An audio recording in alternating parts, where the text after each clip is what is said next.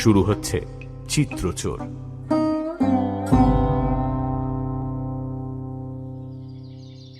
কাঁচের পেয়ালায় ডালিমের রস নিয়ে সত্যবতী ব্যোমকেশের চেয়ারের পাশে এসে দাঁড়ালো। বলল, নাও, এটুকু খেয়ে ফেলো। ঘড়ির দিকে তাকিয়ে দেখলাম ঠিক বিকেল 4টে বাজে। সত্যবতী সময়ের নড়চড় হয় না। ব্যোমকেশ চেয়ারে বসে বই পড়ছিল। কিছুক্ষণ অভিমানী চোখে কাপের দিকে চেয়ে থাকলো, তারপর বলল, রোজ রোজ ডালিমের রস খেতে হবে কেন? ডাক্তারের হুকুম। নিকুচি করেছে ডাক্তারের। ও খেতে আমার একদম ভালো লাগে না। কি হবে খেয়ে? গায়ে রক্ত হবে। লক্ষ্মীটি, খেয়ে ফেলো। ব্যোমকেশ চট করে একবার সত্যবতীর মুখের দিকে তাকালো। আজ রাতে কি খাওয়াচ্ছ? মুরগির স্যুপ আর টোস্ট। স্যুপ? তা মুরগিটা কে খাবে? ঠাকুরপো। আমি তাড়াতাড়ি বললাম, শুধু ঠাকুরপো নয়, তোমার অর্ধাঙ্গিনীও ভাগ পাবেন। ব্যোমকেশ আমার দিকে চোখ পাকিয়ে তাকালো, তারপর বেজার মুখে ডালিমের রসটুকু খেয়ে ফেলল।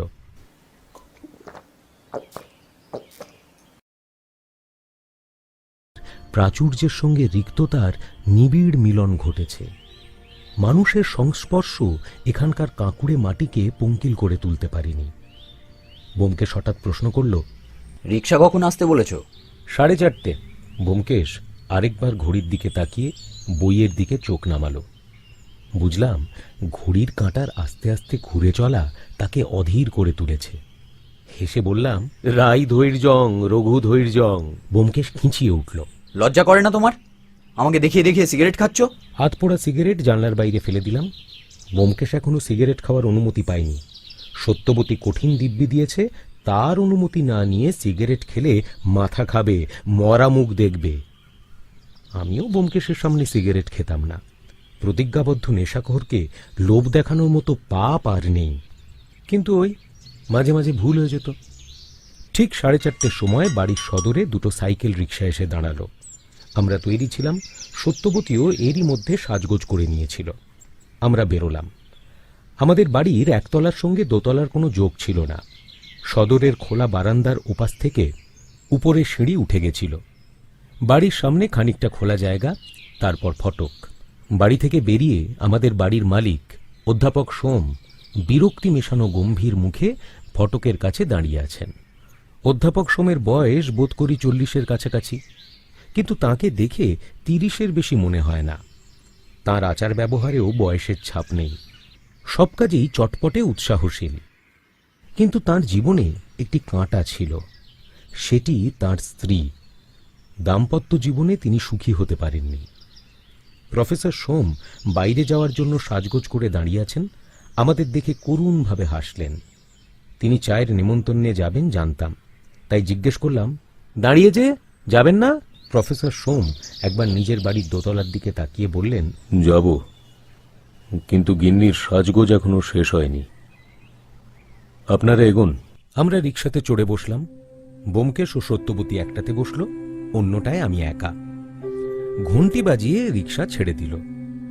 ব্যোমকেশের মুখে হাসি ফুটল। সত্যবতী যত্ন করে তার গায়ে একটা শাল জড়িয়ে দিয়েছে, চট করে যেন ঠান্ডা না লেগে যায়। কাঁকড় ঢাকা উঁচু নিচু রাস্তা দিয়ে দুদিক দেখতে দেখতে আমরা চলেছি। রাস্তার দুদিকে বাড়িঘরের ভিড় নেই, এখানে একটা ওখানে একটা। শহরটা যেন হাত পা ছড়িয়ে অসমতল পাহাড়তলির উপর গা এলিয়ে দিয়েছে। গাদাগাদি ঠাসাঠাসি নেই। আয়তনে বিস্তৃত হলেও নগরের জনসংখ্যা কিন্তু খুব বেশি নয়, তবে সমৃদ্ধি আছে। আশেপাশে কয়েকটা অভ্রের খনি এখানকার সমৃদ্ধির প্রধান কারণ। আদালত আছে, ব্যাংক আছে। এখানকার অধিবাসীদের মধ্যে যারা গণ্যমান্য, তাঁদের প্রায় সকলেই বাঙালি। যিনি আমাদের নেমন্তন্ন করেছেন তার নাম মহিধর চৌধুরী। অধ্যাপক সোমের কাছে শুনেছি ভদ্রলোক প্রচণ্ড বিত্তশালী, বয়সে প্রবীণ হলেও সবসময়ই নানান রকম হুজুগ নিয়ে আছেন। টাকা পয়সা খরচে মুক্ত হস্ত। তাঁর প্রযোজনায় শিকার, চড়ুইভাতি, খেলাধুলো ইত্যাদি লেগেই আছে। মিনিট 10-15-র মধ্যে আমরা তাঁর বাসায় হাজির হলাম। প্রায় 10 বিঘা জমি পাথরের পাঁচিল দিয়ে ঘেরা। দেখলে হঠাৎ দুর্গ বলে মনে হয়। ভেতরে রকমারি গাছপালা, মরশুমি ফুলের ঝাঁক, উঁচু নিচু পাথুরে জমির উপর কোথাও লাল মাছের বাঁধানো সরোবর, কোথাও নিভৃত বেতকুঞ্জ, কোথাও বা কৃত্রিমভাবে তৈরি খেলার জায়গা। সাজানো বাগান দেখে চট করে বনানী বলে মনে হয়। মহিধরবাবু যে বড় লোক তা তাঁর বাগান দেখে বুঝতে কষ্ট হয় না। বাড়ির সামনে ছাঁটা ঘাসের সমতল টেনিস কোর্ট, তার উপর টেবিল চেয়ার, এইসব সাজিয়ে নিমন্ত্রিতদের বসার জায়গা করা হয়েছে। শীতের বিকেলে রোদ্দুর জায়গাটাকে খুব অল্প গরম করে রেখেছে। সুন্দর দোতলা বাড়িটা যেন এই দৃশ্যের পশ্চাৎপট রচনা করেছে। আমরা পৌঁছলে মহিধরবাবু আমাদের সাদর অভ্যর্থনা করলেন। ভদ্রলোকের চেহারা খুব বড়, ফর্সা দেহ, মাথায় সাদা চুল ছোট করে ছাঁটা, দাড়িগোপ কামানো, গাল দুটো চালতার মতো, মুখে ফুটফুটে হাসি, দেখলেই মনে হয় অমায়িক ও সরল প্রকৃতির লোক। তিনি তার মেয়ে রজনীর সঙ্গে আমাদের পরিচয় করিয়ে দিলেন। মেয়েটির বয়স 20-21, সুশ্রী, ফর্সা, হাসি হাসি মুখ, ভাষা ভাষা চোখ দুটোতে বুদ্ধি ও কৌতুকের খেলা। মহিধরবাবু বিপত্নিক। এই মেয়েটি তার জীবনের একমাত্র সম্বল ও উত্তরাধিকারিণী। রজনী মুহূর্তের মধ্যে সত্যবতীর সঙ্গে ভাব জমিয়ে ফেলল এবং তাকে নিয়ে দূরের একটা সোফায় বসে গল্প জুড়ে দিল। আমরাও বসলাম। অতিথিরা এখনো সবাই এসে হাজির হননি, কেবল ডাক্তার অশ্বিনী ও আরেকটি ভদ্রলোক এসেছেন। ডাক্তার ঘটক আমাদের পরিচিত, আগেই বলেছি। অন্য ভদ্রলোকটির সাথেও আমাদের আলাপ হলো। এর নাম নকুলেশ সরকার, ব্যবসাদার, তাছাড়া ফটোগ্রাফির দোকান আছে। ফটোগ্রাফি করেন শখের জন্য, তাছাড়া এই সূত্রে কিছু অল্প আয়ও হয় তার। শহরে অন্য কোনো ফটোগ্রাফার নেই। সাধারণভাবে কথাবার্তা হতে লাগলো। মহিধরবাবু একসময় ডাক্তার ঘটককে লক্ষ্য করে বললেন, এই যে ঘটক, তুমি একদিনেও ব্যোমকেশ বাবুকে চাঙ্গা করতে পারলে না। তুমি দেখছি নামেও ঘটক, কাজেও ঘটক, একেবারে ঘোড়ার ডাক্তার। বলে নিজের রসিকতায় হা হা করে হেসে উঠলেন। নকুলেশবাবু ফোড়ন কেটে বললেন, ঘোড়ার ডাক্তার না হয়ে উপায় আছে? একে অশ্বিনী, তাই আবার ঘটক। ডাক্তার এদের চেয়ে বয়সে ছোট। সে একটু হেসে রসিকতা হজম করল। ডাক্তারকে নিয়ে অনেকেই রঙ্গরসিকতা করে দেখলাম, কিন্তু তার চিকিৎসাবিদ্যা নিয়ে সবাই শ্রদ্ধাশীল। শহরে আরো অনেক প্রবীণ চিকিৎসক আছেন, কিন্তু এই তরুণ সৎস্বভাবের ডাক্তারটি মাত্র 3 বছরের মধ্যে বেশ পসার জমিয়ে তুলেছে। আস্তে আস্তে অন্যান্য অতিথিরা আসতে আরম্ভ করলেন। প্রথমে এলেন সস্ত্রীক সপুত্র উষানাথ ঘোষ। ইনি একজন ডেপুটি, এখানকার সরকারি মালখানার ভারপ্রাপ্ত কর্মচারী। লম্বা চওড়া চেহারা, খসখসে কালো রং, চোখে কালো রঙের চশমা, বয়স আন্দাজ 35। গম্ভীরভাবে থেমে থেমে কথা বলেন, গম্ভীরভাবে হাসেন। তাঁর স্ত্রীর চেহারা রুগ্ন, মুখে উৎকণ্ঠার ভাব। থেকে থেকে স্বামীর মুখের দিকে উদ্বিগ্নভাবে তাকান। ছেলেটি বছর 5-এর, তাকে দেখেও মনে হয় যে সবসময় ভয় গুটিয়ে আছে। উষানাথবাবু সম্ভবত নিজের বাড়ির লোকেদের কঠিন শাসনে রাখেন। তার সামনে কেউ মাথা তুলে কথা বলতে পারে না। মহিধরবাবু আমাদের সঙ্গে পরিচয় করিয়ে দিলে তিনি গম্ভীর মুখে গলার মধ্যে 2-4টে শব্দ উচ্চারণ করলেন। বোধহয় তা লৌকিক সম্ভাষণ, কিন্তু আমরা কিছুই শুনতে পেলাম না। তার চোখ দুটো কালো কাঁচের আড়ালে অদৃশ্য হয়ে গেল। একটু অস্বস্তি বোধ করতে লাগলাম। যার চোখ দেখতে পাচ্ছি না, এমন লোকের সাথে কথা বলে সুখ নেই। তারপর এলেন পুলিশের ডিএসপি পুরন্দর পাণ্ডে। ইনি বাঙালি নন, কিন্তু পরিষ্কার বাংলা বলেন। বাঙালির সঙ্গে মেলামেশা করতেও ভালোবাসেন। লোকটি সুপুরুষ, পুলিশের সাজ পোশাকে দিব্যি মানিয়েছে। ব্যোমকেশের হাত ধরে মৃদু হেসে বললেন, আপনি আসিয়েছেন, কিন্তু এমনই আমাদের দুর্ভাগ্য যে একটা কোনো জটিল রহস্য দিয়ে যে আপনাকে ওয়েলকাম করব তার উপায় নাই। আমাদের এই এলাকায় রহস্যের জিনিসটা একেবারেই নাই, সব খুল্লাম খুল্লা। চুরি ডাকাইতি যে একেবারে নাই তা নয়, কিন্তু ওতে বিশেষ আপনার মাথা খাটাতে হয় না। সেটা একদিক থেকে ভালোই। জটিল রহস্য এবং আরো অনেক লোভনীয় জিনিস থেকেই আমি এখন বঞ্চিত। ডাক্তারের বারণ। এই সময় একজন অতিথি দেখা দিলেন। ইনি স্থানীয় ব্যাংকের ম্যানেজার অমরেশ রাহা। রোগা, ব্যক্তিত্বহীন চেহারা, তাই বোধহয় মুখে ফ্রেঞ্চ কাট দাঁড়িয়ে রেখে চেহারায় একটু বৈশিষ্ট্য দেওয়ার চেষ্টা করেছেন। বয়স যৌবন ও প্রৌঢ়ত্বের মাঝামাঝি, ঠিক বোঝাও যায় না। অমরেশ বাবু, আপনি ব্যোমকেশ বাবুকে দেখার জন্য ব্যস্ত হয়েছিলেন? এই নিন। অমরেশবাবু নমস্কার করে হেসে বললেন, কীর্তিমান পুরুষকে দেখার ইচ্ছে কার না হয়? আপনারও কম ব্যস্ত হননি, শুধু আমাকে দোষ দিলে চলবে কেন? কিন্তু আজ আসতে বড় দেরি করেছেন। সকলেই এসে গেছেন, শুধু প্রফেসর সোম বাকি। তার না হয় একটা অজুহাত আছে, মেয়েদের সাজগোজ করতে একটু দেরি হয়। আপনার সেই অজুহাত তো নেই। ব্যাংক তো 3:30-র সময় বন্ধ হয়ে গেছে। হ্যাঁ, তাড়াতাড়ি আসবো ভেবেছিলাম, কিন্তু বড়দিন এসে গেল। এখন কাজের চাপ একটু বেশি। বছর ফুরিয়ে আসছে, নতুন বছর পড়ার সঙ্গে সঙ্গেই তো আপনারা ব্যাংক থেকে টাকা তুলতে আরম্ভ করবেন। তার ব্যবস্থা করে রাখতে হবে তো। এরই মধ্যে কয়েকজন চাকর বাড়ির ভেতর থেকে বড় বড় ট্রেতে করে নানান রকম খাবার পানীয় টেবিলের উপর এনে রাখছিল। চা, কেক, সন্দেশ, পাঁপড় ভাজা, ডালমুট ইত্যাদি। রজনী উঠে গিয়ে খাবারের প্লেটগুলো পরিবেশন করতে লাগলো। কেউ কেউ নিজেই উঠে গিয়ে প্লেট তুলে খেতে আরম্ভ করলেন। সাথে হাসি, গল্প, আলাপ আলোচনা চলতে লাগলো। রজনী মিষ্টির একটা প্লেট নিয়ে ব্যোমকেশের সামনে এসে দাঁড়ালো। হাসি মুখে বলল, ব্যোমকেশ বাবু, একটু জলযোগ। ব্যোমকেশ আর চোখে একবার সত্যবতীর দিকে তাকালো। দেখল সত্যবতী দূর থেকে এক দৃষ্টে তার দিকে চেয়ে আছে। ব্যোমকেশ ঘাড় চুলকিয়ে বলল, আমাকে মাফ করতে হবে, এসব আমার চলবে না, ডাক্তারের বারণ। মহিধর বাবু ঘুরে ফিরে খাওয়ার তদারক করছিলেন। বললেন, সে কি কথা! না না না, একেবারেই চলবে না।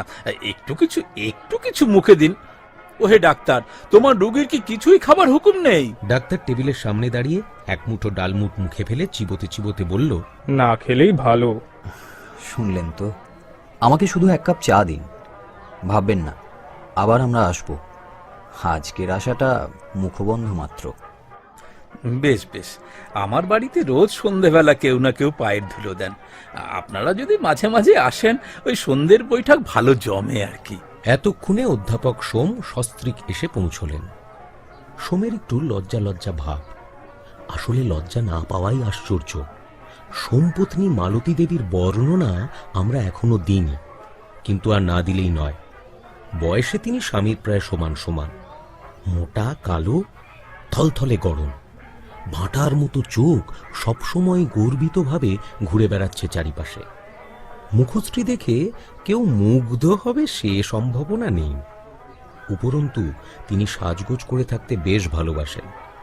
আজ যেরকম সর্বালঙ্কার ভূষিতা হয়ে চায়ের জলসায় এসেছেন, তাতে ইন্দ্রপুরীর অপ্সরাদের চমক লাগার কথা। পরিধানে টকটকে লাল মাদ্রাজি সিল্কের শাড়ি, তার উপর সারা গায়ে হিরে জহরতের গহনা। তার পাশে সোমের কুণ্ঠিত ম্রিয়মান মূর্তি দেখে আমাদেরই লজ্জা করতে লাগলো। রজনী তাড়াতাড়ি গিয়ে তাদের অভ্যর্থনা করল, কিন্তু মালতী দেবীর মুখে হাসি ফুটল না। তিনি বাঁকা চোখে রজনীর মুখ থেকে স্বামীর মুখ পর্যন্ত কড়াভাবে চোখ ঘুরিয়ে একটি চেয়ারে গিয়ে বসলেন। খাওয়া এবং গল্প চলতে লাগলো। ব্যোমকেশ শহীদের মতো ভাব মুখে ফুটিয়ে তুলে চুমুক দিয়ে দিয়ে চা খাচ্ছে। আমি নকুলেশবাবুর সঙ্গে আলাপ করতে করতে খাওয়া দাওয়া করছি। উষানাথবাবু গম্ভীর মুখে পুরন্দর পাণ্ডের কথা শুনতে শুনতে ঘাড় নাড়ছেন। তার ছেলেটি লোভী লোভী চোখে খাবারের টেবিলের দিকে এগিয়ে ভয় ভয় মুখে আবার ফিরে আসছে। তার মা খাবারের একটি প্লেট হাতে ধরে পালা করে করে ছেলে ও স্বামীর দিকে উদ্বিগ্ন চোখে তাকাচ্ছেন। এই সময় কথাবার্তার গুঞ্জনের মধ্যে মহিধরবাবু সামান্য উঁচু গলায় বললেন, মিস্টার পাণ্ডে খানিক আগে বলছিলেন যে আমাদের এলাকায় জটিল রহস্যের একান্ত অভাব। কথাটা কতদূর সত্যি আপনারাই বিচার করুন। কাল রাতে আমার ঘরে চোর ঢুকেছিল। সবাই চুপ করে গেল। সকলের দৃষ্টি গিয়ে পড়ল মহিধরবাবুর উপর। হাসি হাসি মুখে তিনি দাঁড়িয়ে আছেন, যেন খবরটা ভারী কৌতুকপ্রদ। কিছু চুরি গেছে নাকি? সেটাই জটিল রহস্য। ড্রয়িং রুমের দেওয়াল থেকে একটি বাঁধানো ফটোগ্রাফ চুরি গেছে। রাতে কিছু জানতে পারিনি, সকালবেলা দেখলাম ছবিটা নেই আর একটা জানালা খোলা রয়েছে। পুরন্দর পাণ্ডে তার পাশে এসে দাঁড়িয়ে বললেন, ছবি মতলব ফটো? কোন সা ফটো? একটা গ্রুপ ফটোগ্রাফ। মাসখানেক আগে আমরা পিকনিকে গিয়েছিলাম, সেই সময় নকুলবাবু তুলেছিলেন। আর কিছু চুরি করে নাই? ঘরে মেহেঙ্গা গোল হয়ে বসে থাকলেন। আপনার ছবিটা আছে নিশ্চয়ই? হ্যাঁ, তা বোধহয়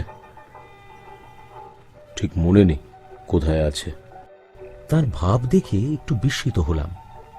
এমন কিছু গুরুতর ব্যাপার নয়, তিনি এমন অপ্রস্তুত হয়ে পড়লেন কেন? তাকে এই অবস্থা থেকে উদ্ধার করতে অমরেশবাবু হেসে বললেন, তা গিয়ে থাকে যাকগে, আর একখানা নিয়ে নেবেন। নকুলেশ বাবু, আমারও কিন্তু একখানা চাই, আমিও গ্রুপে ছিলাম। ও ছবিটা আর বোধহয় পাওয়া যাবে না। নেগেটিভটাই খুঁজে পাচ্ছি না। সে কি, নেগেটিভ কোথায় গেল? আমার স্টুডিওতে অন্যান্য নেগেটিভের সঙ্গে ছিল। আমি দিন দুয়েকের জন্য কলকাতা গেছিলাম, স্টুডিও বন্ধ ছিল। ফিরে এসে আর সেটা খুঁজে পাচ্ছি না। এ প্রসঙ্গ নিয়ে আর কোনো কথা হলো না। এদিকে সন্ধ্যের ছায়া ধীরে ধীরে ঘনিয়ে আসছিল। আমরা ওঠার আয়োজন করলাম, কারণ সূর্যাস্তের পর ব্যোমকেশকে বাইরে রাখা নিরাপদ নয়। এই সময় দেখলাম একটি প্রেতাকৃতি লোক কখন এসে মহিধরবাবুর পাশে দাঁড়িয়েছে এবং নিম্ন স্বরে তাঁর সঙ্গে কথা বলছে। লোকটি যে নিমন্ত্রিত অতিথি নয় তা তার পোশাক আশাক দেখেই বোঝা যায়। লম্বা কঙ্কালসার দেহে আধময়লা ধুতি ও সুতির কামিজ, চোখ এবং গণ্ডদেশ কোটরে ঢুকে গেছে, যেন মূর্তিমান দুর্ভিক্ষ। তবু লোকটি যে ভদ্র শ্রেণীর তা বোঝা যায়। মহিধরবাবু আমার কাছেই দাঁড়িয়েছিলেন, তাই তাঁর কথাবার্তা কানে এলো। মহিধরবাবু একটু অপ্রসন্ন স্বরে বললেন, আবার কি চাই বাপু? এই তো পরশু তোমাকে টাকা দিয়েছি। লোকটি ব্যগ্র বিহ্বল স্বরে বলল, আগে আমি টেহা চাই না, আপনার একটা ছবি এঁকেছি তাই দেখাতে এনেছিলাম। আমার ছবি? লোকটির এক হাতে একটি কাগজ পাকানো ছিল। সে সেটা খুলে মহিধরবাবুর চোখের সামনে ধরল। মহিধরবাবু সবিস্ময়ে ছবির দিকে চেয়ে রইলেন। আমারও কৌতূহল হয়েছিল। উঠে গিয়ে মহিধরবাবুর চেয়ারের পেছনে দাঁড়িয়েছিলাম। ছবি দেখে অবাক হয়ে গেলাম। সাদা কাগজের উপর ক্রেয়নের আঁকা ছবি, মহিধরবাবুর বুক পর্যন্ত প্রতিকৃতি। পাকা হাতের নিঃসংশয় কয়েকটি রেখায় মহিধরবাবুর অবিকল চেহারা ফুটে উঠেছে।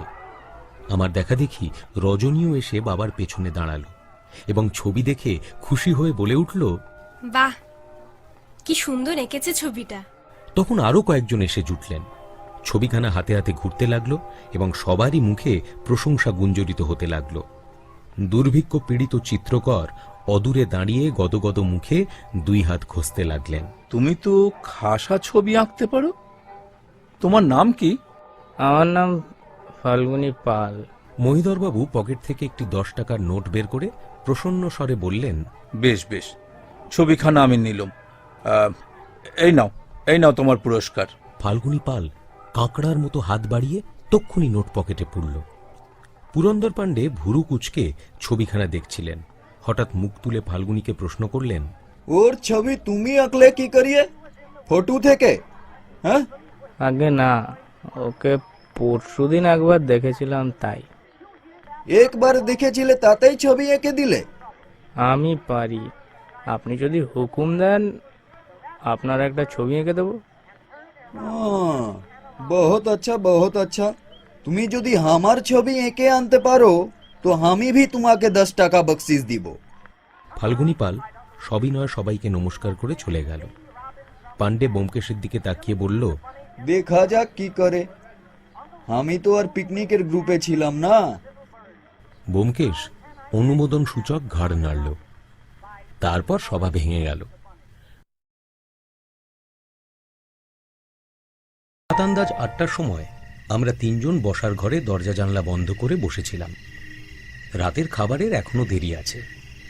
ব্যোমকেশ ইজি চেয়ারে হেলান দিয়ে ব্র্যান্ডিতে চুমুক দিচ্ছে। সত্যবতী তার পাশে একটা চেয়ারে চাদর মুড়ি দিয়ে বসেছে। আমি সামনে বসে মাঝে মাঝে পকেট থেকে সিগারেটের ডিব্বেটা বার করছি, আবার রেখে দিচ্ছি। ব্যোমকেশের গঞ্জনা শোনার আর ইচ্ছে নেই। চায়ের আড্ডার আলোচনা চলছে। আমি বললাম, আমরা শিল্প সাহিত্যের কত সমাদর করি, ফাল্গুনী পাল তার জ্বলন্ত দৃষ্টান্ত। লোকটা সত্যিকারের গুণী, অথচ পেটের দায়ে ভিক্ষে করে বেড়াচ্ছে। ব্যোমকেশ একটু অন্যমনস্ক ছিল। বলল, পেটের দায়ে যে ভিক্ষে করছে তুমি জানলে কি করে? কেন? ওর চেহারা আর কাপড় চোপড়ের অবস্থা দেখে পেটের অবস্থা আন্দাজ করা শক্ত নয়। শক্ত নয় বলেই তুমি ভুল আন্দাজ করেছো। তুমি সাহিত্যিক, শিল্পীর প্রতি তোমার সহানুভূতি থাকা স্বাভাবিক, কিন্তু ফাল্গুনী পালের শারীরিক দুর্গতির কারণ খাবারের অভাব নয়। আসলে খাদ্যের চেয়ে পানীয়ের প্রতি তার টান বেশি। অর্থাৎ মাতাল। তুমি কি করে বুঝলে? তার ঠোঁট দেখে। মাতালের ঠোঁট যদি লক্ষ্য করো দেখবে বৈশিষ্ট্য আছে, একটু ভিজে ভিজে, একটু শিথিল, ঠিক বোঝাতে পারবো না, কিন্তু দেখলে বুঝতে পারি। আর ফাল্গুনি যদি ক্ষুধার্তই হতো তাহলে খাবারের দিকে লোভ দিয়ে তাকাতো। টেবিলের ওপর তখনও প্রচুর খাবার ছিল, কিন্তু ফাল্গুনি সেদিকে একবার ফিরেও তাকালো না। তাছাড়া আমার পাশ দিয়ে যখন সে চলে গেল তখন তার গায়ে আমি মদের গন্ধ পেয়েছি। খুব স্পষ্ট নয়, তবু মদের গন্ধ। এই পর্যন্ত বলে ব্যোমকেশ ব্র্যান্ডিতে চুমুক দিল। যাকে মাতালের কথা শুনতে ভালো লাগে না, কিন্তু ছবি চুরির এই ব্যাপারটা কি গো? আমি তো কিছুই বুঝতে পারলাম না। মিছিমিছি ছবি চুরি করবে কেন? ব্যোমকেশ কিছুটা আপন মনেই বলল, পান্ডে সাহেব হয়তো ঠিকই বলেছেন, কিন্তু যদি তা না হয় তাহলে ভাববার বিষয় আছে। পিকনিকে গ্রুপ ছবি তোলা হয়েছিল। আজ চায়ের পার্টিতে যারা এসেছিলেন তারা সবাই পিকনিকে ছিলেন, এক পান্ডে ছাড়া। ছবির 3টে কপি ছাপা হয়েছিল, তার মধ্যে একটা চুরি গেছে, বাকি দুটো আছে কিনা জানা যায়নি। নেগেটিভও পাওয়া যাচ্ছে না। একটু চুপ করে থেকে ব্যোমকেশ উপরের দিকে আঙুল দেখিয়ে প্রফেসর সোমকে চিহ্নিত করে বলল, ইনি হঠাৎ ঘাবড়ে গেলেন কেন কে জানে, ঠিক বোঝা গেল না। কিছুক্ষণ চুপ থাকার পর আমি বললাম, কেউ যদি একটা বিশেষ উদ্দেশ্য নিয়ে ছবিটা সরিয়ে থাকে তবে সে উদ্দেশ্যটা কি হতে পারে? উদ্দেশ্য কি একটা, অজিত? কে কোন মতলবে ফিরছে তা কি এত সহজে ধরা যায়? গহনা কর্মানুগতি। সেদিন একটা মার্কিন পত্রিকায় দেখছিলাম ওদের ওখানে চিড়িয়াখানাতে এক বানর দম্পতি আছে। পুরুষ বাঁদরটা এমনই হিংসুটে যে কোনো পুরুষ দর্শক খাঁচার কাছে এলেই বউকে টেনে নিয়ে গিয়ে লুকিয়ে রাখে। তোমার যত সব আষাঢ়ে গল্প, বাঁদরের কখনো এত বুদ্ধি হয়? এটা বুদ্ধি নয়, হৃদয়াবেগ, সোজা ভাষায় যৌন ঈর্ষা। মানুষের মধ্যেও যে ও বস্তুটি আছে আশা করি তা অস্বীকার করবে না তুমি। পুরুষের মধ্যে তো আছেই, মেয়েদের মধ্যে আরো বেশি আছে। এই আমি যদি মহিধর বাবুর মেয়ে রজনীর সঙ্গে বেশি মাখামাখি করি, ভালো লাগবে তোমার? সত্যবতী চাদরের একটা প্রান্ত ঠোঁটের উপর ধরে চোখ নিচু করে চুপ করে থাকলো। আমি বললাম, কিন্তু ঈর্ষার সঙ্গে এই চুরির সম্বন্ধটা কি? যেখানেই স্ত্রী পুরুষের অবাধ মেলামেশা আছে সেখানেই এই ধরনের ঈর্ষা থাকতে পারে। বলে ব্যোমকেশ মাথা উঁচু করে ছাদের দিকে তাকিয়ে থাকলো।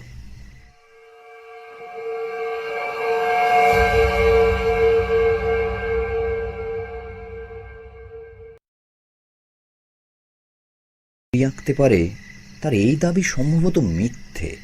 ফটো দেখে ছবি সহজেই আঁকা যায়। ফাল্গুনি সবার চোখে চমক লাগিয়ে দিয়ে বেশি টাকা রোজগার করার চেষ্টা করছে কিনা কে বলতে পারে। আর কিছু?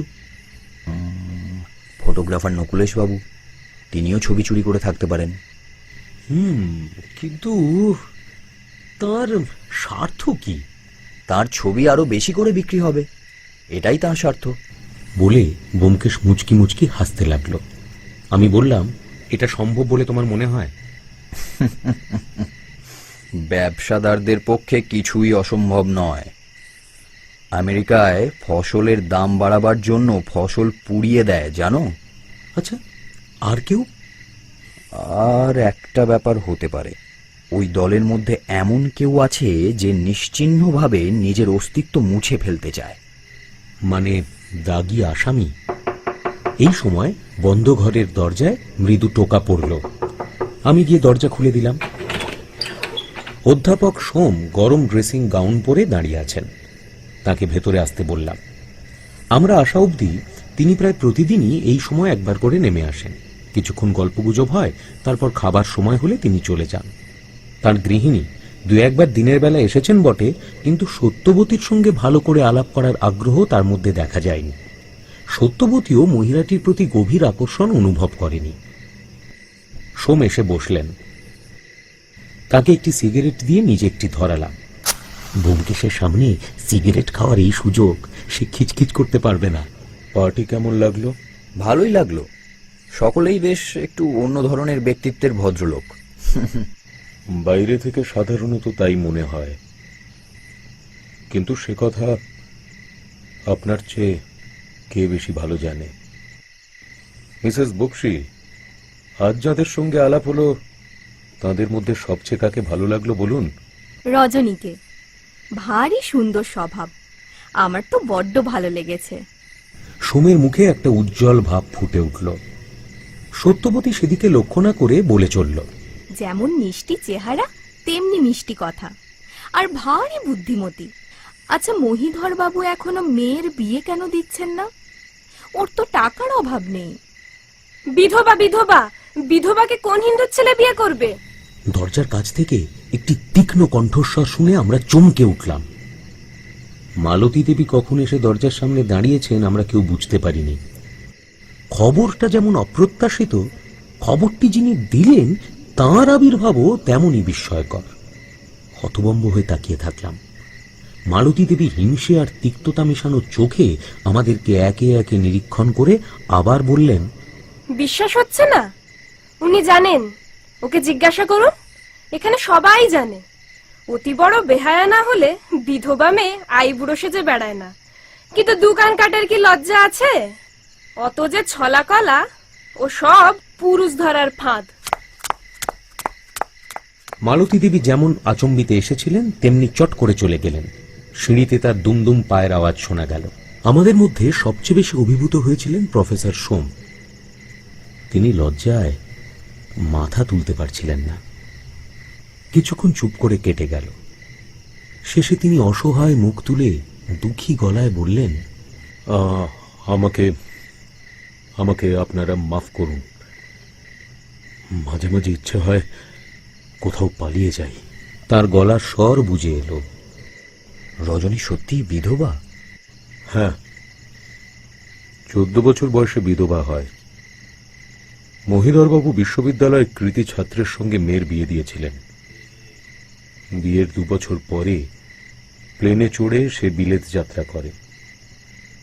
মহিধরবাবু জামাইকে বিলেতে পাঠিয়েছিলেন, কিন্তু সে বিলেত পৌঁছতে পারল না।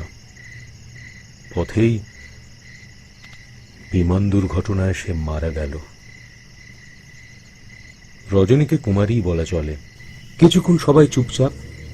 আমি সোমকে আর একটা সিগারেট দিলাম এবং দেশলাই জ্বালিয়ে ধরলাম। সিগারেট ধরিয়ে সোম বললেন, আপনারা আমার পারিবারিক পরিস্থিতি বুঝতে পেরেছেন। আমার জীবনের ইতিহাসও অনেকটা মহিধরবাবুর জামাইয়ের মতো। গরিব ছেলে, ভালো ছাত্র ছিলাম। বিয়ে করে শ্বশুরের টাকায় বিলেত যাই, কিন্তু উপসংহারটুকু সম্পূর্ণ অন্যরকম হলো।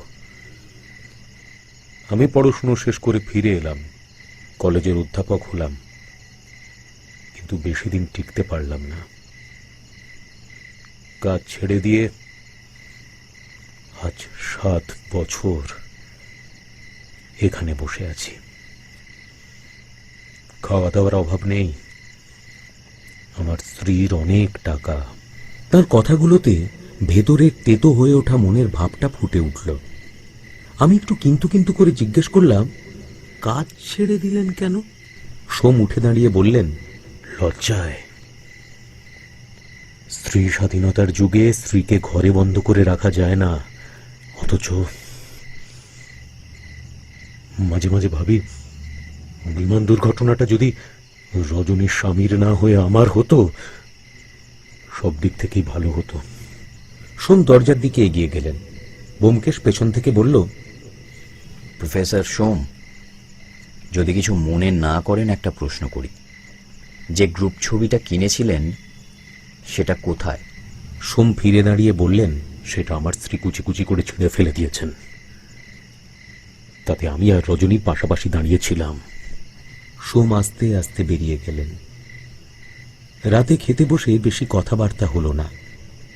একসময় সত্যবতী বলে উঠল, যে যাই বলুক, রজনী ভারী ভালো মেয়ে।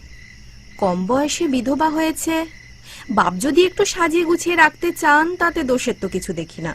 ব্যোমকেশ একবার সত্যবতীর দিকে তাকালো, তারপর বলল, আজ পার্টিতে একটা সামান্য ঘটনা লক্ষ্য করলাম, তোমাদের বোধহয় চোখে পড়েনি।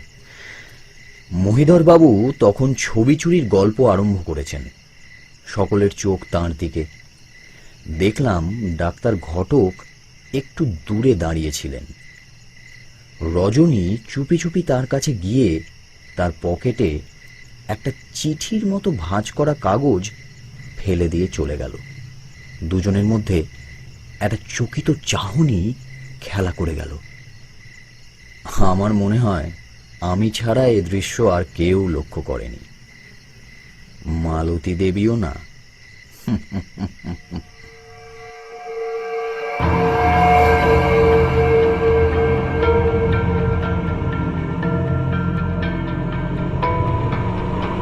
ছয় কেটে গেছে। ব্যোমকেশের শরীর এই কয়েকদিনে আরো সেরেছে, অনুমতি দিয়েছে। আমি প্রতিদিন গুরু ভোজনের ফলে দিন দিন খোদার খাসি হয়ে উঠছি। সত্যবতীরও গায়ে গত্তি লেগেছে। এখন আমরা প্রতিদিন বিকেলে ব্যোমকেশকে নিয়ে রাস্তায় রাস্তায় পায়ে হেঁটে ঘুরে বেড়াই, কারণ হাওয়া বদলের এটা একটা অপরিহার্য অংশ। সবাই খুশি। একদিন আমরা রাস্তায় ঘুরতে বেরিয়েছি। অধ্যাপক সোম আমাদের সঙ্গে যোগ দিলেন। বললেন, চলুন, আজ আমিও আপনাদের সহযাত্রী। মিসেস সোম এলেন না? তার সর্দি হয়েছে, শুয়ে আছেন। সোম মিশুকে লোক, শুধু স্ত্রী থাকলে একটু নির্জীব হয়ে পড়ে। আমরা নানান কথার আলোচনা করতে করতে রাস্তায় রাস্তায় ঘুরে বেড়াতে লাগলাম। ছবি চুরির প্রসঙ্গ কথায় কথায় উঠল। আচ্ছা, একটা কথা বলুন তো, ওই ছবিখানা কখনো কাগজে বা পত্রিকায় ছাপানোর কোনো প্রস্তাব উঠেছিল কি?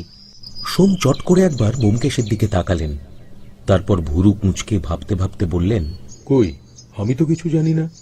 তবে নকুলেশ বাবু মাঝে একবার কলকাতায় গিয়েছিলেন বটে, কিন্তু আমাদের না জানিয়ে তিনি ছবি ছাপাতে দেবেন কি? মনে হয় না। বিশেষত ডেপুটি উষানাথ বাবু জানতে পারলে ভারী অসন্তুষ্ট হবেন। উষানাথ বাবু অসন্তুষ্ট হবেন কেন? উনি একটু অদ্ভুত গোছের লোক। বাইরে বেশ গম্ভীর, কিন্তু ভেতরে ভেতরে ভীতু লোক। বিশেষ করে ইংরেজ সরকারকে জমের মতো ভয় করেন। সাহেবরা বোধহয় চান না যে একজন হাকিম সাধারণ লোকের সঙ্গে ফটো তোলাবে, তাই উষানাথ বাবুর ফটো তুলতে ঘোর আপত্তি। মনে আছে, পিকনিকের সময় তিনি প্রথমে ফটো তোলাতেই চাননি, অনেক বলে কয়ে রাজি করাতে হয়েছিল। এ ছবি যদি কাগজে ছাপা হয়, নকুলেশ বাবুর কপালে দুঃখ আছে। ব্যোমকেশের মুখ দেখে বুঝলাম সে মনে মনে উত্তেজিত হয়ে উঠেছে। সে জিজ্ঞেস করল, আচ্ছা, উষানাথ বাবু কি সবসময় কালো চশমা পরে থাকেন? হ্যাঁ, উনি বছর দেড়েক হলো এখানে বদলি হয়ে এসেছেন। এর মধ্যে আমি ওকে না, চশমা ছাড়া কখনো দেখিনি। হয়তো চোখের কোনো দুর্বলতা আছে, আলো সহ্য করতে পারেন না। ব্যোমকেশ উষানাথ বাবুকে নিয়ে আর কোনো প্রশ্ন করল না। হঠাৎ বলল, এই ফটোগ্রাফার নকুলেশ বাবু লোকটি কেমন? চতুর ব্যবসাদার, ঘটে বুদ্ধি আছে। মহিধর বাবুকে তেল দিয়ে শুনেছি অনেক টাকা তার কাছ থেকে ধার নিয়েছে। তাই নাকি? কত টাকা? তা ঠিক জানি না, তবে মোটা টাকা। এই সময় সামনে ফটফট শব্দ শুনে দেখলাম একটা মোটর বাইক আসছে। আরো কাছে এলে চেনা গেল আরোহী ডিএসপি পুরন্দর পান্ডে। তিনি আমাদের চিনেছিলেন। বাইক থামিয়ে হাসি মুখে অভিবাদন করলেন। ভালো মন্দ জিজ্ঞেস করবার পর ব্যোমকেশ তাকে জিজ্ঞেস করল, ফাল্গুনী পাল আপনার ছবি এঁকেছে নাকি? আরে হ্যাঁ, अजीब बात है बख्शी बाबू, एकदम हुबहू तस्वीर बना दिया। लेकिन हमार फटू तो और हाथे जावर कोनो चांस नहीं। सचमुच में गुनी लोग है। 10 रुपया देना पड़ा। কোথায় থাকে সে?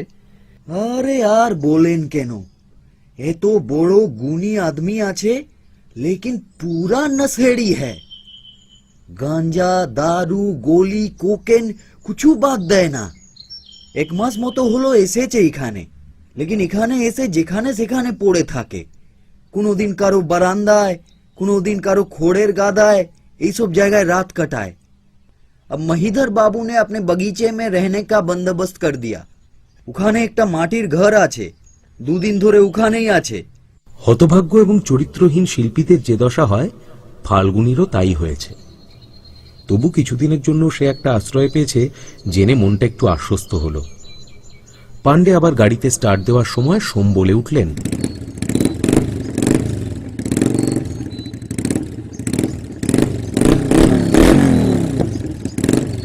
এদিকে কোথায় যাচ্ছেন?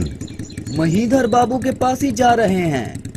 নকুলেশ বাবু বললেন যে তার হঠাৎ বিমারি হয়েছে, তাই ভাবলাম বাড়ি যাওয়ার পথে একবার দেখে যাই। কি অসুখ? तो थोड़ा सा जुकाम उखाम हो गया है, लेकिन उनका तो एजमा है। তাই তো, আমারও দেখতে যাওয়া উচিত। মহিধর বাবু আমাকে খুবই স্নেহ করেন। हाँ फिर आइए, मेरे पीछे बैठ जाइए, एक साथ चलेंगे। আসার সময় আমি আপনাকে নামিয়ে দিব। তাহলে ভালোই হয়। এই বলে সোম মোটর বাইকের পিছনের সিটে বসলেন। মহিধর বাবুকে বলে দেবেন আমরা কাল বিকেলে যাব। ঠিক है। अच्छा जी, चलते हैं। राम राम। মোটর বাইকে করে দুজনে চলে গেলেন। আমরাও বাড়ির দিকে ফিরলাম। লক্ষ্য করলাম ব্যোমকেশ নিজের মনেই মুখ টিপে টিপে হাসছে। বাড়ি ফিরে চা খেতে বসলাম। ব্যোমকেশ একটু অন্যমনস্ক হয়ে রইল। দরজা খোলা ছিল। সিঁড়ির উপর ভারী পায়ের আওয়াজ শোনা গেল। ব্যোমকেশ হঠাৎ গলার স্বর নিচু করে বলল, প্রফেসর সোম কোথায় গেছেন এই প্রশ্নের যদি জবাব দেওয়ার দরকার হয় বলো তিনি মিস্টার পান্ডের বাড়িতে গেছেন। কেমন? কথাটা ভালো করে বুঝে ওঠার আগেই উত্তর দেওয়ার প্রয়োজন হলো। মালতী দেবী দরজার সামনে এসে দাঁড়ালেন। সর্দিতে তার মুখখানা আরো ভারী হয়ে গেছে, চোখ রক্তের মতো লাল। তিনি ঘরের চারদিকে জিজ্ঞাসু চোখে তাকালেন। ব্যোমকেশ দরজার সামনে গিয়ে সহজ সুরে বলল, ভেতরে আসুন না। না, আমার শরীর ভালো নয়। উনি তো আপনাদের সঙ্গে বেরিয়েছিলেন, কোথায় গেলেন? রাস্তায় পান্ডে সাহেবের সঙ্গে দেখা হয়েছিল, তিনিই প্রফেসর সোমকে নিজের বাড়িতে নিয়ে গেলেন। পুলিশের পান্ডে? ওর সঙ্গে তার কি দরকার? তা তো ঠিক জানি না। পান্ডে বললেন চলুন আমার বাড়িতে চা খাবেন, হয়তো কোনো কাজের কথা আছে। মালতী দেবী আমাদের তিনজনের মুখ ভালো করে দেখলেন, একটা বড় নিঃশ্বাস ফেললেন, তারপর আর কোনো কথা না বলে সোজা উপরে চলে গেলেন। আমরা ফিরে এসে বসলাম। ব্যোমকেশ আমাদের দিকে তাকিয়ে একটু লজ্জিতভাবে হেসে বলল, ডাহা মিথ্যে কথা বলতে হলো, কিন্তু উপায় কি বলো? বাড়িতে দাম্পত্য দাঙ্গা হওয়াটা কি ভালো? তোমাদের সহানুভূতি শুধু ছেলেদের দিকে। মিসেস সোম যে সন্দেহ করেন সে নেহাত মিথ্যে কথা নয়। আর তোমাদের সহানুভূতি শুধু মেয়েদের দিকে। স্বামীর ভালোবাসা না পেলে তোমরা হিংসেয় চৌচির হয়ে যাও, কিন্তু স্বামীর ভালোবাসা কিভাবে পেতে হয় তা জানো না। যাক অজিত, তোমাকে একটা কাজ করতে হবে ভাই। বাইরের বারান্দায় পাহারা দিতে হবে। সোম ফিরলেই তাকে জানিয়ে দিও, নইলে মিথ্যে কথা ধরা পড়লে সোম তো যাবেই, সেই সঙ্গে আমাদের কপালেও অশেষ দুর্গতি আছে। আমার কোনো আপত্তিই ছিল না। বাইরের বারান্দায় একটা চেয়ার পড়ে থাকতো, তাতে বসে মনের সুখে সিগারেট টানতে থাকলাম। বাইরে একটু ঠান্ডা বেশি, কিন্তু গায়ে চাদর থাকলে কষ্ট হয় না। সোম ফিরলেন প্রায় ঘন্টাখানেক পরে। পান্ডের মোটর ফটফট শব্দে গেটের বাইরে এসে দাঁড়ালো। সোমকে নামিয়ে দিয়ে চলে গেল। তিনি বারান্দায় উঠলে আমি বললাম, শুনে যান, কথা আছে। বসার ঘরে ব্যোমকেশ একা ছিল। সোমের মুখ দেখলাম গম্ভীর ও কঠিন। ব্যোমকেশ বলল, মহিধর বাবু কেমন আছেন? ভালোই। ওখানে আর কেউ ছিলেন নাকি? শুধু ডাক্তার ঘটক। ব্যোমকেশ তখন মালতী সংবাদ সোমকে শোনাল। সোমের গম্ভীর মুখে একটু হাসি ফুটল। তিনি বললেন, অশেষ ধন্যবাদ।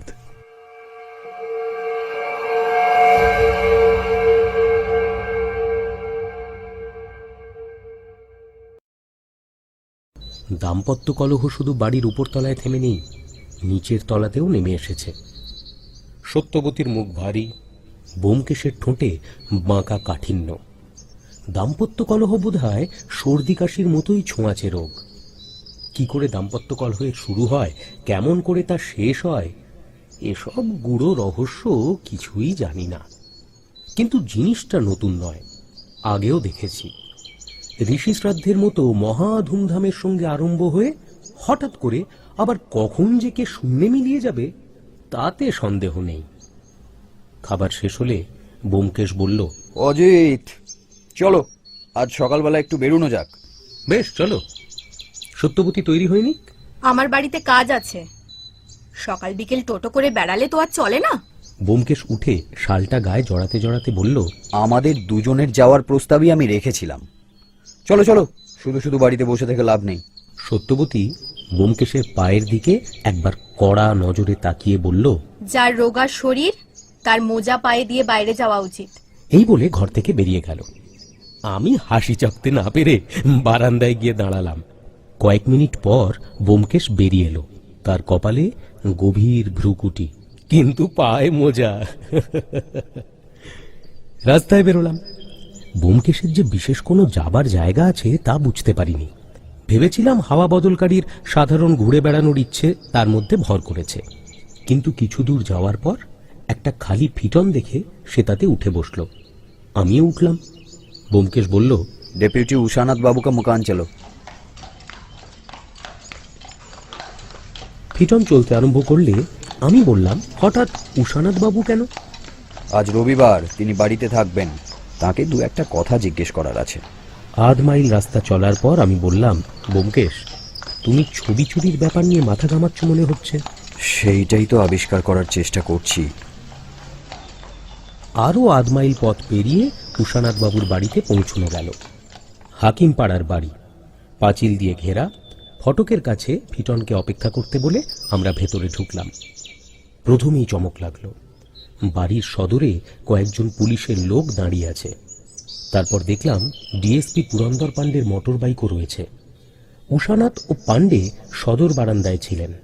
আমাদের দেখে পাণ্ডে সবিস্ময়ে বললেন, আপনারা কি ব্যাপার? আজ রবিবার, তাই বেড়াতে এলাম আর কি। আসুন, কাল রাতে আমার বাড়িতে চুরি হয়ে গেছে। তাই নাকি? কি চুরি গেছে? সেটা এখনো জানা যায়নি। রাতে এরা দোতলায় শোন, নিচে কেউ থাকে না, ঘর বন্ধই থাকে। কাল রাতে অফিস ঘরে কোনো চোর ঢুকেছিল, আলমারি খোলার চেষ্টা ভি করেছিল। একটা নকলি চাবি তালায় ঢুকিয়েছিল, কিন্তু সেটা আর বের করতে পারেনি। আচ্ছা, আলমারিতে কি ছিল? সরকারি দলিলপত্র ছিল, আমার স্ত্রীর গয়নার বাক্স ছিল, স্টিলের আলমারি, লোহার সিন্ধুকও বলতে পারেন।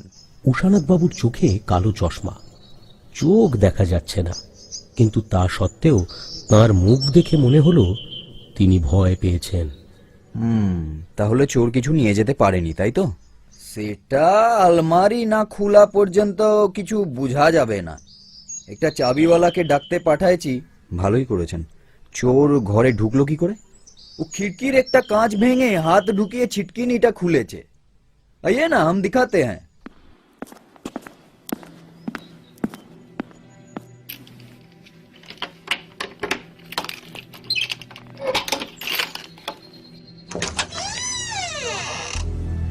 উষানাথ বাবুর অফিস ঘরে ঢুকলাম। মাঝারি সাইজের ঘর, একটা টেবিল, কয়েকটা চেয়ার, স্টিলের আলমারি, দেওয়ালে ইংল্যান্ডের রাজার ছবি, এছাড়া আর কিছু নেই। ব্যোমকেশ কাঁচ ভাঙা জানলা পরীক্ষা করল, আলমারির চাবি ঘোরাবার চেষ্টা করল, কিন্তু চাবি ঘুরল না। এই চাবিটা ছাড়া চোর নিজের আসার কোনো নিদর্শন রেখে যায়নি। অফিস ঘরের পাশেই ড্রয়িং রুম, মাঝে একটা দরজা। আমরা সেখানে গিয়ে বসলাম। আলমারিটা খোলা না পর্যন্ত কিছু খোয়া গেছে কিনা বোঝা যাবে না। উষানাথবাবু চা খাওয়ার প্রস্তাব দিলেন, আমরা মাথা নেড়ে না বললাম। ড্রয়িং রুমটিও মামুলিভাবে সাজানো গোছানো। এখানেও দেওয়ালে রাজার ছবি, এক কোণে একটা রেডিও, চেয়ারগুলোর পাশে ছোট ছোট নিচু টেবিল, তাদের কোনোটার উপর পেতলের ফুলদানি, কোনোটার উপর ছবির অ্যালবাম। দামি কোনো জিনিসই কিছু নেই। এ ঘরে বোধহয় চোর ঢোকেনি। এ ঘরে চুরি করার মতো কিছু নেই। এই বলে তিনি লাফিয়ে উঠলেন। আরে, চোখের কালো চশমা কিছুক্ষণের জন্য তুলে কোণের রেডিওটার দিকে তাকালেন। তারপর চশমা নামিয়ে বললেন, আমার পরি পরি কোথায় গেল? আমরা একসাথে বললাম, পরি? উষানাথবাবু রেডিওর কাছে গিয়ে এদিক ওদিক দেখতে দেখতে বললেন, একটা রূপলি গিল্ড করা ছোট্ট পরি ম্যাজিস্ট্রেট সাহেবের স্ত্রী আমাকে উপহার দিয়েছিলেন। সেটা ওই রেডিওর ওপর রাখা থাকতো, নিশ্চয়ই চোরে নিয়ে গেছে। আমরাও উঠে গিয়ে দেখলাম রেডিওর উপর আধুলির মতো একটা জায়গা ফাঁকা। পরি এইখানেই থাকতেন সন্দেহ নেই। চোর হয়তো নেয়নি, আপনার ছেলে খেলা করার জন্য নিয়ে থাকতে পারে। একবার খোঁজ করে দেখুন না। খোকা সভ্য ছেলে, সে কখনো কোনো জিনিসে হাত দেয় না। যাই হোক, আমি খোঁজ নিচ্ছি।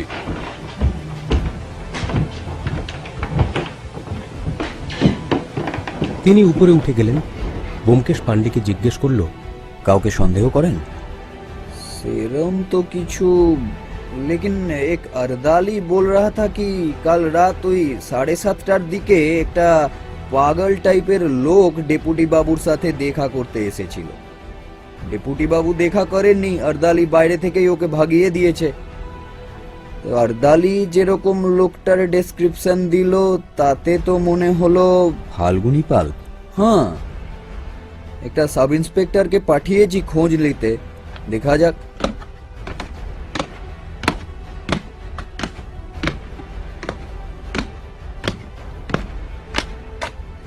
উষানাথবাবু উপর থেকে নেমে এসে জানালেন তার স্ত্রী পুত্র পরীর কোনো খবরই রাখে না। নিশ্চয়ই চোর আর কিছু না পেয়ে রূপো ভেবে পরীকে নিয়ে গেছে। ব্যোমকেশ ভুরু কুঁচকে বসেছিল, মুখ তুলে বলল, ও হ্যাঁ, ভালো কথা। সেই ছবিটা আছে কিনা দেখেছেন? কোন ছবি? সেই যে একটা গ্রুপ ফটো, মহিধর বাবুর বাড়িতে কথা হচ্ছিল না? ও না না না, ওসব কিছু দেখা হয়নি। ওই তো আপনার পাশে অ্যালবাম পড়ে আছে, ওতেই আছে বোধহয়, দেখুন না। ব্যোমকেশ অ্যালবাম নিয়ে পাতা উল্টে দেখতে লাগলো। তাতে উষানাথবাবুর বাবা, মা, ভাই, বোন, স্ত্রী, পুত্র সবার ছবি আছে। এমনকি মহিধরবাবু ও রজনীরও ছবি আছে। শুধু সেই গ্রুপ ফটোটা নেই। কই, এখানে তো দেখছি না। নেই? উষানাথবাবু নিজে উঠে এসে অ্যালবাম দেখলেন, কিন্তু ফটো পাওয়া গেল না। তিনি তখন বললেন, কে জানে কোথায় গেল, কিন্তু ওটা এমন কিছু দামি জিনিস নয়। আলমারি থেকে যদি দলিলপত্র বা গয়নার বাক্স কিছু চুরি গিয়ে থাকে তাহলে তো। আপনি কিচ্ছু চিন্তা করবেন না, চোর কিছুই চুরি করতে পারেনি। গয়নার বাক্স টাক্স সব নিরাপদেই আছে, এমনকি আপনার পরিও একটু খুঁজলেই পাওয়া যাবে বোধহয়। আচ্ছা, আজ তাহলে উঠি। মিস্টার পান্ডে, চোরের যদি কোনো খোঁজ টোজ পান আমাকে কিন্তু বঞ্চিত করবেন না। পান্ডে হেসে ঘাড় নাড়লেন। আরে না না, আপনার কাছে ঠিক আমি খবর পাঠিয়ে দিব। আমরা বাইরে এলাম। উষানাথবাবুও সঙ্গে সঙ্গে এলেন। ব্যোমকেশ উষানাথবাবুকে ইশারা করে বারান্দার এক কোণে নিয়ে গিয়ে চুপি চুপি কিছুক্ষণ কথা বলল। তারপর ফিরে এসে বলল, চলো অজিত। ফিটন অপেক্ষা করছিল। আমরা ফিরে এলাম।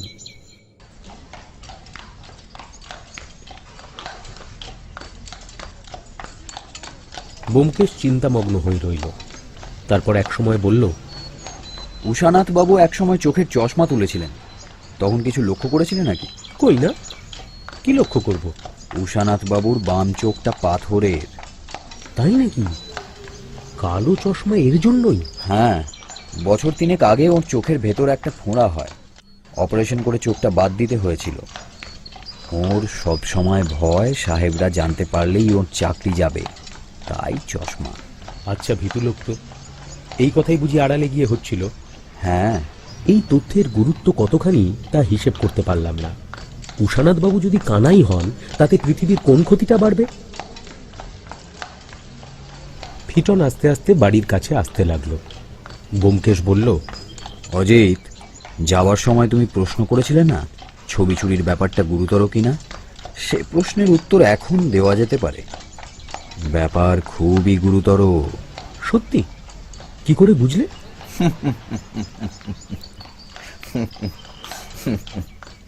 পরে বলবো।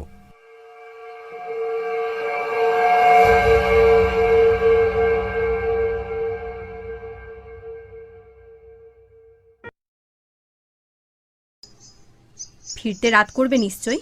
আমি টর্চ পকেটে নিয়ে বললাম, তুমি তাহলে এবেলাও বেরুচ্ছ না? না, ওপরতলায় একটা মানুষ অসুস্থ হয়ে পড়ে আছে, কথা কইবার লোক নেই। তার কাছে দুদণ্ড বসে দুটো কথা কইলেও তো তার মনটা ভালো থাকবে। ও, মালতী দেবীর উপর তোমার সহানুভূতি তো বেড়েই চলেছে দেখছি। কেন বাড়বে না? নিশ্চয়ই বাড়বে। আর রজনীর উপর সহানুভূতি বোধহয় সেই অনুপাতে কমে যাচ্ছে। মোটেই না, একটুও কমেনি। রজনীর কি দোষ? হ্যাঁ, যত নষ্টের গোড়া তো এই পুরুষ জাতটা। দেখো, জাত তুলে কথা বললে ভালো হবে না বলছি। সত্যবতী নাক সিটকে রান্নাঘরের দিকে চলে গেল। মহিধরবাবুর বাড়িতে যখন আমরা পৌঁছলাম তখনও সূর্য অস্ত যায়নি। ফটক খোলাই ছিল। রাতেও বোধহয় ফটক খোলাই থাকে, কিংবা গরু ছাগলের গতিরোধ করবার জন্য আগড় লাগানো থাকে। মানুষের যাতায়াতে বাধা নেই। বাড়ির সদর দরজা খোলা ছিল, কিন্তু বাড়িতে কেউ আছে বলে মনে হলো না। 2-3 বার ঘোড়ার ডাকের মতো গলা খাঁকারি দেওয়ার পর একটি বয়স্ক চাকর বেরোলো। বলল, কর্তাবাবু ওপরে শুয়ে আছেন আর দিদিমণি বাগানে বেড়াচ্ছেন। আপনারা আসুন, আমি ডেকে আনতেছি। দরকার নেই, আমরাই দেখছি।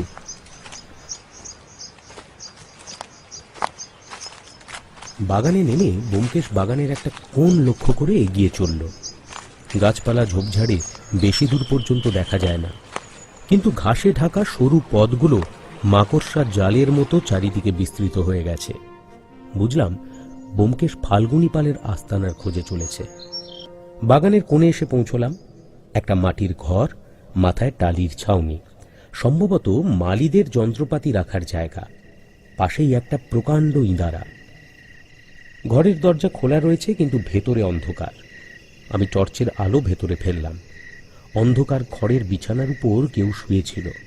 আলো পড়তেই বাইরে বেরিয়ে এলো। দেখলাম ফাল্গুনী পাল। আজ ফাল্গুনীর মন ভালো নেই, গলার স্বরে ঔদাসীন্য ভরা। আমাদের দেখে বলল, আপনারাও কি পুলিশের লোক? আমার ঘর খানা তল্লাশি করতে এসেছেন? আসুন, দেখুন, প্রাণ ভরে খানা তল্লাশি করুন, কিছুই পাবেন না। আমি গরিব বটে, কিন্তু চোর নই। আমরা খানা তল্লাশ করতে আসিনি। আপনাকে শুধু একটা কথা জিজ্ঞেস করতে চাই, কাল রাত্রে আপনি উষানাথ বাবুর বাড়িতে গিয়েছিলেন কেন? তার একটা ছবি এঁকেছিলাম, তাই দেখাতে গেছিলাম। দারোয়ান দেখা করতে দিল না, সে ভালো কথা, কিন্তু তার জন্য পুলিশ লেলিয়ে দেওয়ার কি দরকার? ভারী অন্যায়। আচ্ছা, আমি পুলিশকে বলে দেব, তারা আপনাকে আর বিরক্ত করবে না। ধন্যবাদ। এই বলে ফাল্গুনী আবার কোটরে ঢুকে গেল। আমরা ফিরে এলাম। দিনের আলো প্রায় নিঃশেষ হয়ে এসেছে। আমরা বাগানে এদিক ওদিক ঘুরে বেড়াতে লাগলাম, কিন্তু রজনীকে দেখতে পেলাম না। বাগানের অন্য পাশে বড় বড় পাথরের চাঙড় দিয়ে একটা উঁচু ক্রীড়াশৈল তৈরি করা হয়েছিল। তাকে ঘিরে সবুজ শ্যাওলার বন্ধনী। ক্রীড়াশৈলটি আকারে চারকোনা, দেখতে অনেকটা পিরামিডের মতো। আমরা তার পাশ দিয়ে যেতে যেতে থমকে দাঁড়িয়ে পড়লাম। ছবি ছবি ছবি, কি হবে ছবি দিয়ে? চাই না আমার ছবি। আস্তে, কেউ শুনতে পাবে।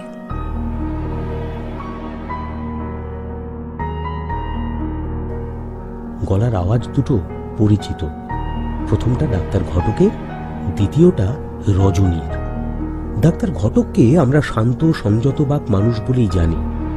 তার গলা থেকে এমন আর্ত উগ্রতা বের হতে পারে তা কল্পনা করাও দুষ্কর। রজনীর গলার আওয়াজেও শীতকার রয়েছে, কিন্তু তা অস্বাভাবিক নয়। ডাক্তার ঘটক যখন আবার কথা বলল, তখন তার গলার আওয়াজ কিছুটা আস্তে হয়েছে, কিন্তু উন্মাদনা কিছুই কমেনি। সে বলল, আমি তোমাকে চাই, তোমাকে। দুধের বদলে জল খেয়ে কি মানুষ বাঁচতে পারে? আর আমি কি চাই না? তুমি তো জানো আমি নিরুপায়। উপায় আছে, তোমাকে বলছি। কিন্তু বাবা তো। তুমি নাবালিকা নও, তোমার বাবা তোমাকে আটকাতে পারেন না। তা জানি, কিন্তু শোনো লক্ষ্মীটি, বাবার শরীর খারাপ যাচ্ছে, তিনি একটু সেরে উঠুন, তারপর না না না, আমি আজই জানতে চাই, আজই জানতে চাই তুমি রাজি আছো কিনা। আচ্ছা, আজই বলবো, কিন্তু এখন নয়, আমাকে একটু সময় দাও। আজ রাত 10:30টার সময় তুমি এখানে এসো, আমি এখানেই থাকবো, তখন না হয় কথা হবে।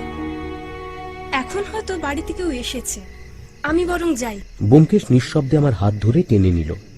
দুজনে পা টিপে টিপে ফিরে আসছি। হঠাৎ চোখে পড়ল পিরামিডের অন্য পাশ থেকে আর একটা লোক আমাদেরই মতো সন্তর্পণে দূরে সরে যাচ্ছে। একবার মনে হলো বুঝি ডাক্তার ঘটক, কিন্তু ভালো করে চেনার আগেই লোকটা অন্ধকারে অদৃশ্য হয়ে গেল। পিরামিড থেকে অনেকটা দূরে এসে ব্যোমকেশ বলল, চলো বাড়ি ফেরা যাক, আজ আর দেখা করে কাজ নেই। রাস্তায় বেরোলাম।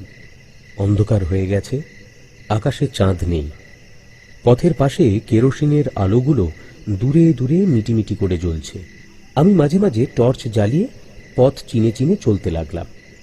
বিদ্রোহোন্মুখ যুবক যুবতীর নিয়তি কোন কুটিল পথে চলেছে, ব্যোমকেশ বোধহয় সেটাই বের করার চেষ্টা করছে। আমি তার ধ্যান ভঙ্গ করলাম না। বাড়ির কাছাকাছি পৌঁছে হঠাৎ ব্যোমকেশ জিজ্ঞেস করল, অন্য লোকটাকে চিনতে পারলে? না, কে তিনি? তিনি হচ্ছেন আমাদের গৃহস্বামী, অধ্যাপক আদিনাথ সোম। তাই নাকি? ব্যোমকেশ, আমার পক্ষে ব্যাপারটা কেমন জটিল হয়ে যাচ্ছে। ছবি চুরি, পরি চুরি, নেশাখোর চিত্রকর, কানা হাকিম, অবৈধ প্রেম, অধ্যাপকের আড়িপাতা, কিছুই বুঝতে পারছি না। না পারারই কথা। রবি ঠাকুরের গান মনে আছে? জড়িয়ে গেছে সরু মোটা দুটো তারে, জীবন বিনা ঠিক সুরে তাই বাজে না রে। আমিও সরু মোটা তারের জ্বর ছাড়াতে পারছি না। আচ্ছা, এই যে ডাক্তার আর রজনীর ব্যাপার, এতে আমাদের কিছু করা উচিত নয় কি? কিচ্ছু না, আমরা ক্রিকেট খেলার দর্শক। হাততালি দিতে পারি, দুও দিতে পারি, কিন্তু খেলার মাঠে নেমে খেলায় ব্যাগরা দেওয়া আমাদের পক্ষে ঘোর বেয়াদপি।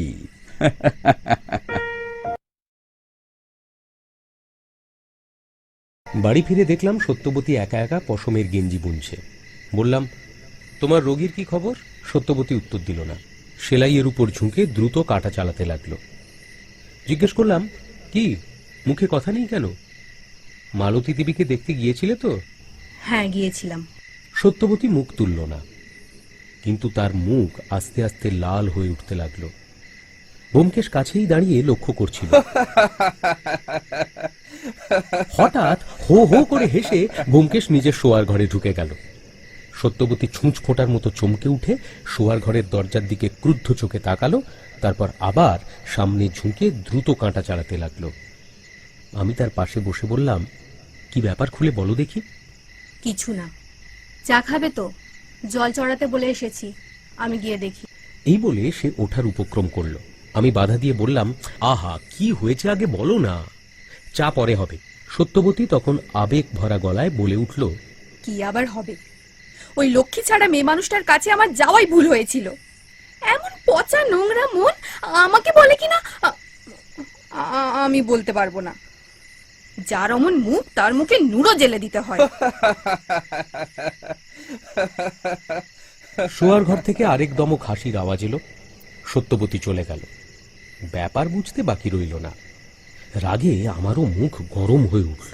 সন্দেহপ্রবণ স্ত্রীলোকের মন পাত্রপাত্রী বিচার করে না জানি, কিন্তু সত্যবতীকে যে স্ত্রীলোক এরকম পঙ্কিল দোষারোপ করতে পারে, তাকে গুলি করে মারা উচিত। ব্যোমকেশ শাসুক, আমার গা রিডি করে বললাম। সে চুপ করে শুনল, কোনো মন্তব্য করল না। একজন কনস্টেবল একটা চিঠি দিয়ে গেল। ডিএসপি পান্ডের লেখা চিঠি, আগের দিন সন্ধ্যে 6টার তারিখ। চিঠিতে মাত্র কয়েকটা লাইন লেখা ছিল। ডিয়ার ব্যোমকেশ বাবু, ডেপুটি সাহেবের আলমারি খুলে জানা গেল কিছু চুরি হয় নাই। আপনি বলিয়েছিলেন পরীকে খুঁজে পাওয়া যাবে, কিন্তু পরী এখনো নিরুদ্দেশ। চোরেরও কোনো খোঁজ পাওয়া যায়নি। আপনি জানতে চেয়েছিলেন, তাই লিখলাম। ইতি পুরন্দর পান্ডে। ব্যোমকেশ চিঠিখানা পকেটে রেখে বলল, পান্ডে সত্যিকারের সজ্জন ব্যক্তি।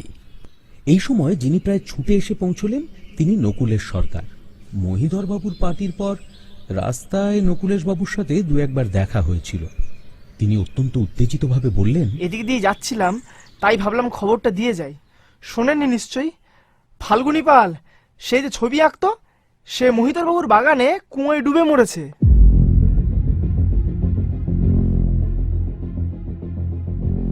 কিছুক্ষণ স্তম্ভিত হয়ে থাকলাম। তারপর ব্যোমকেশ বলল, কখন এ ব্যাপার হলো? বোধহয় কাল রাত্রিরে, ঠিক জানি না। মাতাল দাঁতাল লোক অন্ধকারে টাল সামলাতে পারেনি, পড়ে গেছে। আজ সকালে আমি মহিধরবাবুর খবর নিতে গেছিলাম, দেখি মালিরা কুয়ো থেকে লাশ তুলছে। আমরা নীরবে একে অপরের মুখের দিকে চাইলাম। কাল রাতে মহিধরবাবুর বাগানে বহু বিচিত্র ব্যাপার ঘটেছে। আচ্ছা, আজ তাহলে উঠলাম, আমাকে আবার একবার ওখানে ক্যামেরা নিয়ে ফিরে যেতে হবে। এই বলে নকুলেশবাবু ওঠার উপক্রম করলেন। বসুন না, চা খেয়ে যান। নকুলেশবাবু চায়ের নিমন্ত্রণ উপেক্ষা করতে পারলেন না। কিছুক্ষণের মধ্যেই চা এসে পড়ল। দু চার কথার পর ব্যোমকেশ প্রশ্ন করল, সেই গ্রুপ ফটোর নেগেটিভ খানা খুঁজেছিলেন নাকি? কোন নেগেটিভ? ও হ্যাঁ, অনেক খুঁজেছি মশাই, পাওয়া গেল না। আমার লোকসানের বরাত, থাকলে আরো 5খানা ছবি বিক্রি হতো। আচ্ছা, সেই ফটোতে কে কে ছিল বলুন তো? কে কে ছিল? পিকনিকে গেছিলাম ধরুন আমি, মহিধরবাবু, তার মেয়ে রজনী, ডাক্তার ঘটক, সস্ত্রীক প্রফেসর সোম, সপরিবারে ডেপুটি উষানাথ বাবু, আর হ্যাঁ, আর ব্যাংকের ম্যানেজার অমরেশ রাহা। সবাই ফটোতে ছিলেন। ফটোখানা ভারী ভালো হয়েছিল। গ্রুপ ফটো অত ভালো খুব একটা হয় না। আচ্ছা, চলি তাহলে, আরেকদিন আসবো। নকুলেশবাবু চলে গেলেন। দুজনে কিছুক্ষণ বসে রইলাম। ফাল্গুনির কথা ভেবে মনটা ভারী হয়ে উঠল। সে নেশাখোর লক্ষ্মী ছাড়া ছিল, কিন্তু ভগবান তাকে প্রতিভা দিয়েছিল। এমনভাবে অপঘাতে মৃত্যুই যদি তার নিয়তি হয় তবে তাকে প্রতিভা দেওয়ার কি প্রয়োজন ছিল? ব্যোমকেশ একটা নিঃশ্বাস ফেলে উঠে দাঁড়ালো, তারপর বলল, এই সম্ভাবনা আমার মনেই আসেনি। চলো বেরোনো যাক। কোথায় যাবে? ব্যাংকে যাব, কিছু টাকা তোলার দরকার আছে। এখানে এসে স্থানীয় ব্যাংকে কিছু টাকা জমা রাখা হয়েছিল, সংসার খরচে প্রয়োজন মতো বের করা হতো। আমরা সদর বারান্দায় বেরিয়েছি, দেখলাম অধ্যাপক সোম ড্রেসিং গাউন পরা অবস্থায় নেমে আসছেন। তার মুখে চিন্তার ছাপ, গাম্ভীর্য। ব্যোমকেশ ডেকে বলল, কি খবর? খবর ভালো নয়, স্ত্রীর অসুখ খুব বেড়েছে, বোধহয় নিউমোনিয়া। জ্বর বেড়েছে, মাঝে মাঝে ভুলও বকছেন মনে হলো। আশ্চর্য নয়, কাল রাতে সর্দির উপর ঠান্ডা লেগেছে, কিন্তু সোম বোধহয় তা জানেন না। ডাক্তার ঘটককে খবর দিয়েছেন? ঘটকের নামে সোমের মুখ অন্ধকার হলো। তিনি বললেন, না, ঘটককে ডাকবো না, আমি অন্য ডাক্তার ডাকতে পাঠিয়েছি। ব্যোমকেশ তীক্ষ্ণ দৃষ্টিতে নিরীক্ষণ করে বলল, কেন? ডাক্তার ঘটকের ওপর কি আপনার বিশ্বাস নেই? আমি যখন প্রথম এসেছিলাম তখন কিন্তু আপনি ঘটককেই সুপারিশ করেছিলেন। সোম ঠোঁটে ঠোঁট চেপে চুপ করে থাকলেন। ব্যোমকেশ তখন বলল, সে যাক, এইমাত্র খবর পেলাম ফাল্গুনী পাল কাল রাতে মহিধর বাবুর কুয়োয় ডুবে মারা গেছে। সোম বিশেষ উৎসাহ প্রকাশ করলেন না, বললেন, তাই নাকি? হয়তো আত্মহত্যা করেছে। আর্টিস্টরা একটু অস্থির চিত্ত হয়তো। কাল রাত 11টার সময় আপনি কোথায় গিয়েছিলেন? ব্যোমকেশ বন্দুকের গুলির প্রশ্ন করল। সোম চমকে উঠলেন, তার মুখ ফ্যাকাশে হয়ে গেল। তিনি ভাঙা ভাঙা গলায় বললেন, আমি কে বললে? আমি কোথাও গিয়েছিলাম? আমি তো... মিথ্যে কথা বলে কোনো লাভ নেই প্রফেসর সোম। আপনার স্ত্রীর যে আজ বাড়াবাড়ি হয়েছে তার জন্য আপনিও দায়ী। তিনি কাল আপনার পেছন পেছন রাস্তায় বেরিয়েছিলেন, আর এই রোগে যদি তার মৃত্যু হয়... ভয় চোখ বড় বড় করে সোম বললেন, আমার স্ত্রী? ব্যোমকেশ বাবু, বিশ্বাস করুন, আমি জানি না। আমরা জানি। আমি আপনার শুভাকাঙ্ক্ষী, তাই সতর্ক করে দিচ্ছি, সাবধানে থাকবেন। এসো অজিত। সোম স্তম্ভের মতো দাঁড়িয়ে রইলেন। আমরা বেরিয়ে পড়লাম। রাস্তায় কিছু দূর গিয়ে ব্যোমকেশ বলল, সোমকে খুব ভয় পাইয়ে দিয়েছি। তারপর ঘড়ি দেখে বলল, ব্যাংক খুলতে এখনো দেরি আছে, চলো ঘটকের ডিসপেন্সারিতে একবার ঢুঁ মেরে যাই।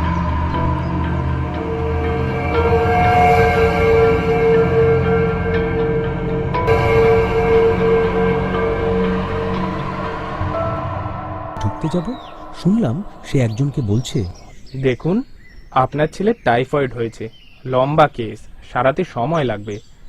আমি এখন লম্বা কেস হাতে নিতে পারবো না। আপনি শ্রীধর বাবুর কাছে যান, তিনি দেখবেন। আমরা ঢুকলাম, অন্য লোকটি চলে গেল। ডাক্তার সানন্দে আমাদের অভ্যর্থনা করল, বলল, আসুন আসুন, রোগী যখন ডাক্তারের বাড়িতে আসে তখন বুঝতে হবে রোগ সেরেছে। হ্যাঁ, মহিধর বাবু আমাকে সেদিন ঘোড়ার ডাক্তার বলেছিলেন। এখন আপনি বলুন, আমি মানুষের ডাক্তার না আপনি ঘোড়া? ডাক্তারের মন আজ ভালো আছে, চোখে আনন্দের উজ্জ্বল প্রতিফলন। আপনি মানুষের ডাক্তার, এই কথা স্বীকার করে নেওয়াই আমার পক্ষে সম্মানজনক। মহিধর বাবু কেমন আছেন?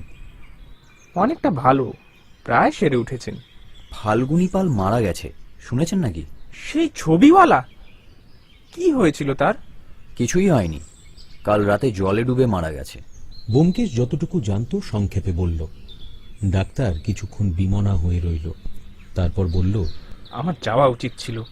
মহিধর বাবুর শরীর দুর্বল, যাই একবার চট করে ঘুরে আসি। ডাক্তার উঠে দাঁড়ালো। ব্যোমকেশ হঠাৎ করে জিজ্ঞেস করল, আপনি কলকাতা যাচ্ছেন কবে? ডাক্তারের মুখের ভাব হঠাৎ করে পাল্টে গেল।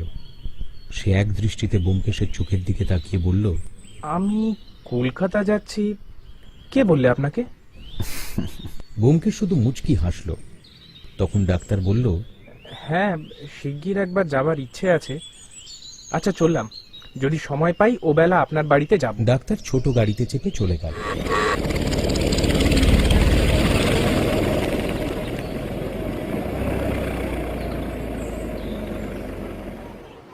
আমরা ব্যাংকের দিকে চললাম। রাস্তায় জিজ্ঞেস করলাম, ডাক্তার কলকাতা যাচ্ছে তুমি জানলে কি করে? তুমি কি আজকাল অন্তর্যামী হয়েছো নাকি? না, সেরম কিছু না, কিন্তু একজন ডাক্তার যখন বলে লম্বা কেস হাতে নেব না, অন্য ডাক্তারের কাছে যাও, তখন আন্দাজ করা যেতে পারে সে বাইরে যাবে। কিন্তু কলকাতায় যে যাবে সেটা কি করে বুঝলে? ওটা ডাক্তারের আনন্দ দেখে আন্দাজ করলাম। ডাক্তারের চেম্বার থেকে ব্যাংক কাছে। আমরা গিয়ে দেখলাম ব্যাংকের দরজা খুলেছে, দরজার দুপাশে দুজন অস্ত্র হাতে পাহারাদার পাহারা দিচ্ছে। বড় একটা ঘর দুভাগে ভাগ করা, মাঝে কাঠ ও কাঁচের নিচু বেড়া, বেড়ার গায়ে সারি সারি জানলা। এই জানলা দিয়ে সাধারণ মানুষের সাথে ব্যাংক কর্মীদের লেনদেন হয়ে থাকে। ব্যোমকেশ একটা জানলার বাইরে দাঁড়িয়ে চেক লিখছে। দেখলাম বেড়ার ভিতরের দিকে অমরেশ সাহা দাঁড়িয়ে একজন কেরানির সঙ্গে কথা বলছে। অমরেশবাবু আমাদের দেখতে পেয়েছিলেন। তিনি হাসি মুখে বেরিয়ে এসে বললেন, নমস্কার নমস্কার, ভাগ্যে আপনাদের দেখে ফেললুম, নইলে তো টাকা নিয়ে চলেই যেতেন। হ্যাঁ, অমরেশবাবুকে চায়ের পার্টির পর আর দেখিনি। তিনি সেজন্য লজ্জিত। ফ্রেঞ্চ কাট দাড়িতে হাত বোলাতে বোলাতে বললেন, রোজই মনে করি আপনাদের বাড়িতে যাব, কিন্তু একটা না একটা কাজ পড়েই যায়। ব্যাংকের চাকরি মানে 24 ঘন্টার গোলামি। এমন গোলামিতে সুখ আছে, হরদম টাকা নিয়ে নাড়াচাড়া করছেন। সুখ আর কই ব্যোমকেশ বাবু, চিনির বলো চিনির বোঝা বয়ে মরে, কিন্তু দিনের শেষে সেই খায় ঘাস আর জল। ব্যোমকেশ চেক ভাঙিয়ে টাকা তোলার পর অমরেশবাবু বললেন, চলুন চলুন, আজ যখন আপনাকে পেয়েছি সহজে ছাড়বো না। আমার আপিস ঘরে বসে একটু গল্প করা যাক। আপনার প্রতিভার যে পরিচয় অজিতবাবুর লেখা থেকে পাওয়া যায়, তাতে আপনাকে পেলে আর ছাড়তে ইচ্ছে করে না মশাই। আমাদের দেশে প্রতিভাবান মানুষের বড়ই অভাব। ভদ্রলোক যে শুধু ব্যোমকেশের উপর শ্রদ্ধাশীল তাই নয়, সাহিত্য রসিকও বটে। সেদিন তার সঙ্গে বেশি আলাপ হয়নি বলে অনুতপ্ত হলাম। তিনি আমাদের ভেতরে নিয়ে গেলেন। তার একটি নিজস্ব অফিস ঘর আছে।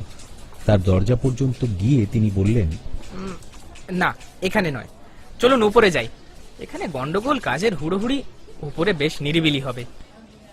অফিস ঘরের দরজা খোলা ছিল। ভেতরে দৃষ্টি নিক্ষেপ করে দেখলাম মামুলি টেবিল, চেয়ার, খাতাপত্র, কয়েকটা বড় বড় লোহার সিন্দুক ছাড়া আর কিচ্ছু নেই।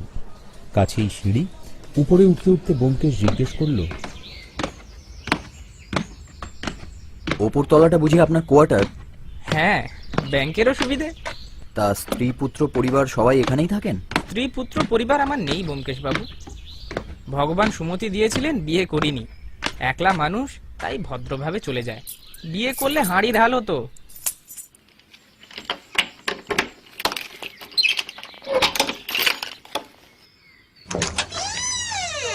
উপরতলাটা একজন লোকের পক্ষে বেশ বড়। 3-4টে ঘর, সামনে খোলা ছাদ। অমরেশবাবু আমাদের বসার ঘরে নিয়ে গিয়ে বসালেন। অনাড়ম্বর পরিচ্ছন্ন ঘর। দেওয়ালে ছবি নেই, মেঝে গালিচা নেই। একপাশে একটা জাজিম ঢাকা চৌকি, 2-3টে ইজি চেয়ার, একটা বইয়ের আলমারি। নিতান্তই মামুলি ব্যাপার, কিন্তু বেশ তৃপ্তিদায়ক। ঘরের কর্তা যে গোছানো স্বভাবের লোক, তা দেখলেই বোঝা যায়। বসুন, চা তৈরি করতে বলি। এই বলে অমরেশবাবু বেরিয়ে গেলেন। বইয়ের আলমারিটা আমাকে বেশ আকর্ষণ করছিল। উঠে গিয়ে বইগুলো দেখলাম। বেশিরভাগই গল্প, উপন্যাস। চলন্তিকা আছে, সঞ্চয়িতা আছে। আমার লেখা ব্যোমকেশের উপন্যাসগুলো আছে দেখে বেশ আনন্দ পেলাম। ব্যোমকেশও এসে জুটল। সে একটা বই টেনে নিয়ে পাতা খুলল। দেখলাম বইগুলো বাংলা ভাষায় নয়, ভারতবর্ষের অন্য কোনো অঞ্চলের লিপি। অনেকটা হিন্দির মতো, কিন্তু ঠিক হিন্দি নয়। এই সময় অমরেশবাবু ফিরে আসলেন। আপনি গুজরাটি ভাষাও জানেন নাকি? জানি আর কই, এক সময় শেখার চেষ্টা করেছিলাম, কিন্তু ও আর আমার দ্বারা হলো না। বাঙালির ছেলে মাতৃভাষা শিখতেই গলদঘর্ম হতে হয়, তার উপর আবার ইংরেজি আছে।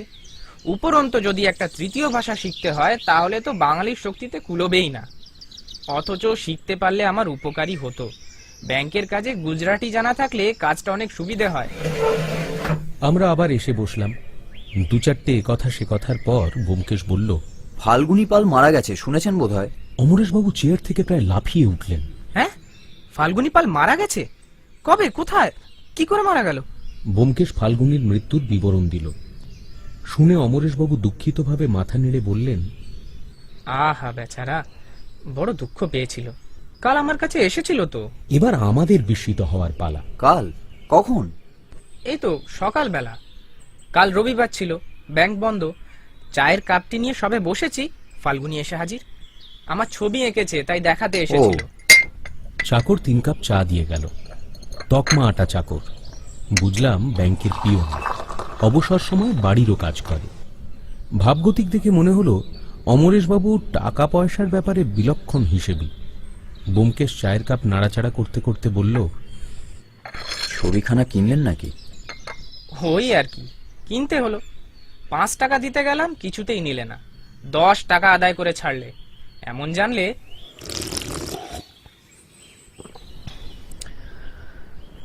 মৃত চিত্রকরের শেষ ছবি দেখার খুব ইচ্ছে হচ্ছে। দেখুন না, ভালোই এঁকেছে বোধহয়। আমি অবশ্য ছবির কিছু বুঝি না।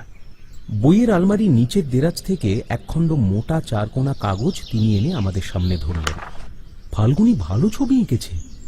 অমরেশবাবুর বিশেষত্বহীন চেহারা উজ্জ্বল হয়ে ফুটে উঠেছে। ব্যোমকেশ চিত্রবিদ্যার একজন জহুরি। সে ভুরু কুঁচকে ছবিটা দেখতে থাকল। অমরেশবাবু আগে বেশ খুশি মনে কথাবার্তা বলছিলেন, কিন্তু ফাল্গুনি পালের মৃত্যু সংবাদ পেয়ে কেমন যেন মুষড়ে পড়েছেন। প্রায় চুপচাপই চা পান পর্ব শেষ হলো। পেয়ালা রেখে অমরেশবাবু নিচু গলায় বললেন, ফাল্গুনির কথায় মনে পড়ল, সেদিন চায়ের পার্টিতে শুনেছিলাম পিকনিকের ফটোখানা চুরি গেছে। মনে আছে? তার কোনো হদিশ পাওয়া গেল কিনা জানেন? ব্যোমকেশ মগ্ন হয়ে ছবি দেখছিল, কোনো উত্তর দিল না। আমিও কিছু বলা উচিত হবে কিনা বুঝতে না পেরে বোকার মতো অমরেশবাবুর দিকে তাকিয়ে থাকলাম।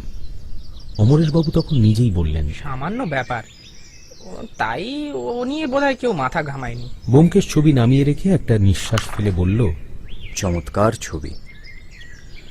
লোকটা যদি বেঁচে থাকতো, আমিও ওকে একখানা ছবি আঁকিয়ে নিতাম। অমরেশবাবু ছবিখানা যত্ন করে রাখবেন। আজ ফাল্গুনি পালের নাম কেউ জানে না, কিন্তু একদিন আসবে যেদিন ওর আঁকা ছবি সোনার দরে বিক্রি হবে।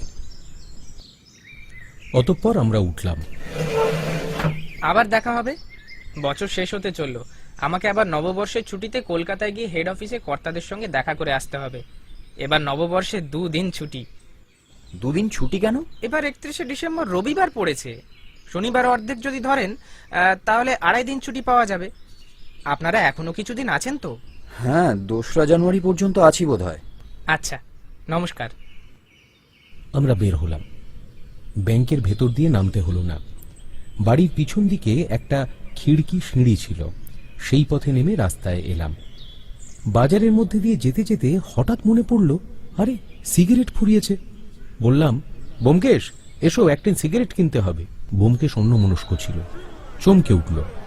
হ্যাঁ, আরে তাই তো, আমাকেও একটা জিনিস কিনতে হবে। একটা বড় স্টেশনারি দোকানে ঢুকলাম। আমি একদিকে সিগারেট কিনতে গেলাম, ব্যোমকেশ অন্যদিকে গেল। আমি সিগারেট কিনতে কিনতে আর চোখে দেখলাম ব্যোমকেশ একটা দামি এসেন্সের শিশি কিনে পকেটে পুরল। মনে মনে হাসলাম, এরা কেন যে ঝগড়া করে। সরে এসে উঁচু গলায় বললাম, ওহে কপত কপতি, তোমাদের কুজন গুঞ্জন শেষ হতে যদি দেরি হয়, তাহলে না হয় আমিই চায়ের বন্দোবস্ত করি। সত্যবতী লজ্জা পেয়ে বেরিয়ে গেল। তারপর রান্নাঘরের দিকে চলে গেল। খানিক পরে ব্যোমকেশ জ্বলন্ত সিগারেট থেকে ধোঁয়া ছাড়তে ছাড়তে বেরোলো। অবাক হয়ে বললাম, কি ব্যাপার, ইঞ্জিনের মতো ধোঁয়া ছাড়ছো যে? ব্যোমকেশ একগাল হেসে বলল, পারমিশন পেয়ে গেছি, আজ থেকে যত ইচ্ছে। বুঝলাম দাম্পত্য জীবনে শুধু প্রেম থাকলেই চলে না, কূট বুদ্ধিরও প্রয়োজন। চা পান করে উপরতলায় রোগিণীর খবর নিতে গেলাম। সামাজিক কর্তব্য পালন না করলেই নয়। অধ্যাপক সোমের মুখ চিন্তাক্রান্ত। মালতী দেবীর অবস্থা খুবই খারাপ, তবে এ ব্যাপারে হাল ছেড়ে দেবার মতো নয়। 2টো ফুসফুসি আক্রান্ত হয়েছে, অক্সিজেন দেওয়া হয়েছে। জ্বর খুব বেশি, রোগিণী মাঝে মাঝে ভুল বকছেন। একজন নার্সকে সেবার জন্য নিয়োগ করা হয়েছে। সহানুভূতি জানিয়ে ফিরে এলাম। নিচে নেমে আসার কিছুক্ষণ পরে ডাক্তার ঘটক এলো। এবেলা ডাক্তারের ভাবভঙ্গি অন্য ধরনের, একটু সতর্ক, একটু সন্দিগ্ধ, একটু অন্তঃপ্রবিষ্ট। ব্যোমকেশের দিকে মাঝে মাঝে এমন ভাবে তাকাচ্ছে যেন ব্যোমকেশ সম্পর্কে তার মনে কোনো সংশয় তৈরি হয়েছে। কথাবার্তা সাধারণভাবেই হলো। ডাক্তার সকালে মহিধরবাবুর বাড়ি গিয়ে ফাল্গুনির লাশ দেখেছিল। সেই কথা বলল। কি দেখলেন? মৃত্যুর কারণ কিছু জানা গেল? না, অটোপসি না হওয়া পর্যন্ত জোর দিয়ে কিছু বলা যাচ্ছে না। তবু আপনি ডাক্তার, কিছুই বুঝতে পারলেন না? উহুম, না। সে যাকগে। মহিধর বাবু কেমন আছেন? কাল বিকেলে আমরা তাকে দেখতে গিয়েছিলাম, কিন্তু ডাকাডাকি করেও কারো সাড়া পাওয়া গেল না, তাই ফিরে চলে এলাম। কটার সময় গেছিলেন? আন্দাজ 5টার সময়। কি জানি, আমিও বিকেলবেলা গেছিলাম, কিন্তু 5টার আগে ফিরে এসেছিলাম। মহিধর বাবু ভালোই আছেন, তবে আজকে বাড়িতে এমন একটা ব্যাপার হলো, একটা শক পেয়েছেন। আর রজনী দেবী কেমন আছেন? ডাক্তারের মুখের উপর দিয়ে একটা রক্তাভ আভা খেলে গেল, কিন্তু সে ধীরে ধীরে তিনিও বলল, ভালোই আছেন। তার অসুখ করেছে এমন কথা তো শুনিনি। আচ্ছা, আজ উঠি। ডাক্তার উঠল, আমরাও উঠলাম। দরজা পর্যন্ত এসে ব্যোমকেশ বলল, আপনার কলকাতা যাওয়া তাহলে স্থির, তাই তো? ডাক্তার ফিরে দাঁড়ালো। তার চোখ দুটো হঠাৎ জ্বলে উঠল। সে দাঁতে দাঁত চেপে বলল, ব্যোমকেশ বাবু, আপনি এখানে শরীর সারাতে এসেছেন, গোয়েন্দাগিরি করতে নয়। যা আপনার এলাকার বাইরে তা নিয়ে মাথা ঘামাবেন না। বলে গটগট করে বেরিয়ে গেল। ডাক্তার ঘটক এমনিতে ভালো মানুষ, কিন্তু লেজে পা পড়লে একেবারে কেউটে সাপ। বাইরে একটা মোটর বাইকের আওয়াজ এসে থামল। ব্যোমকেশ লাফিয়ে উঠে বলল, পান্ডে সাহেব এসেছেন, ভালোই হলো।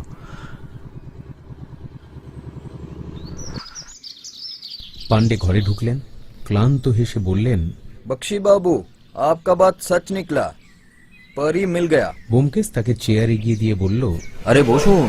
কোত্থেকে উদ্ধার করলেন পরি? वो महीधर बाबू का कुआं थे के फल्गुनी का लाश निकला, उसके बाद डुबुरी नामिए छिलाम और उसानाथ बाबू का परी निकाल आया। ব্যোমকেশ কিছুক্ষণ ভুরু কুঁচকে বলল, আর কিছু? और कुछ ना। পোস্টমর্টেম রিপোর্ট পেয়েছেন? हाँ पेची, लेकिन फल्गुनी पानी में डूबकर नहीं मरा, मरार पर ओके पानी में फेले दिए चे।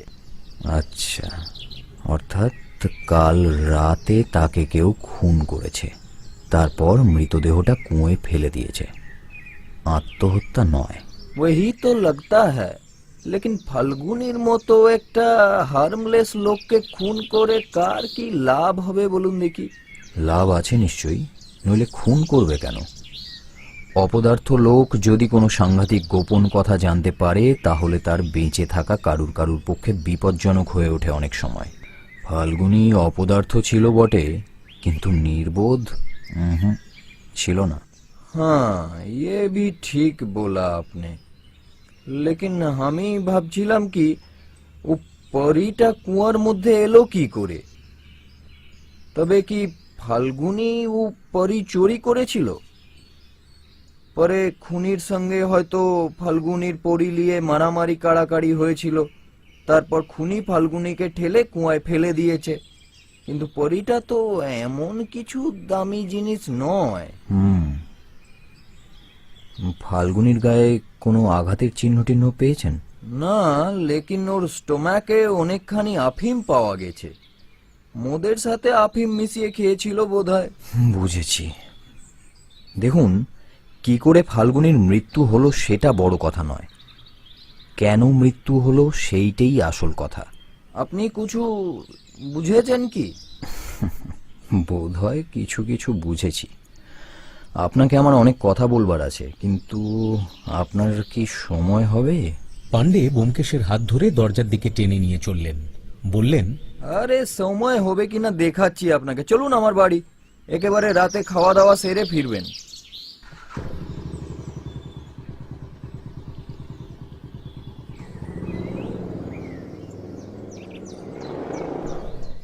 পান্ডে ব্যোমকেশকে নিয়ে চলে গেলেন। আমি আর সত্যবতী রাত 9:30 পর্যন্ত তাস নিয়ে গোলাম চোর খেললাম।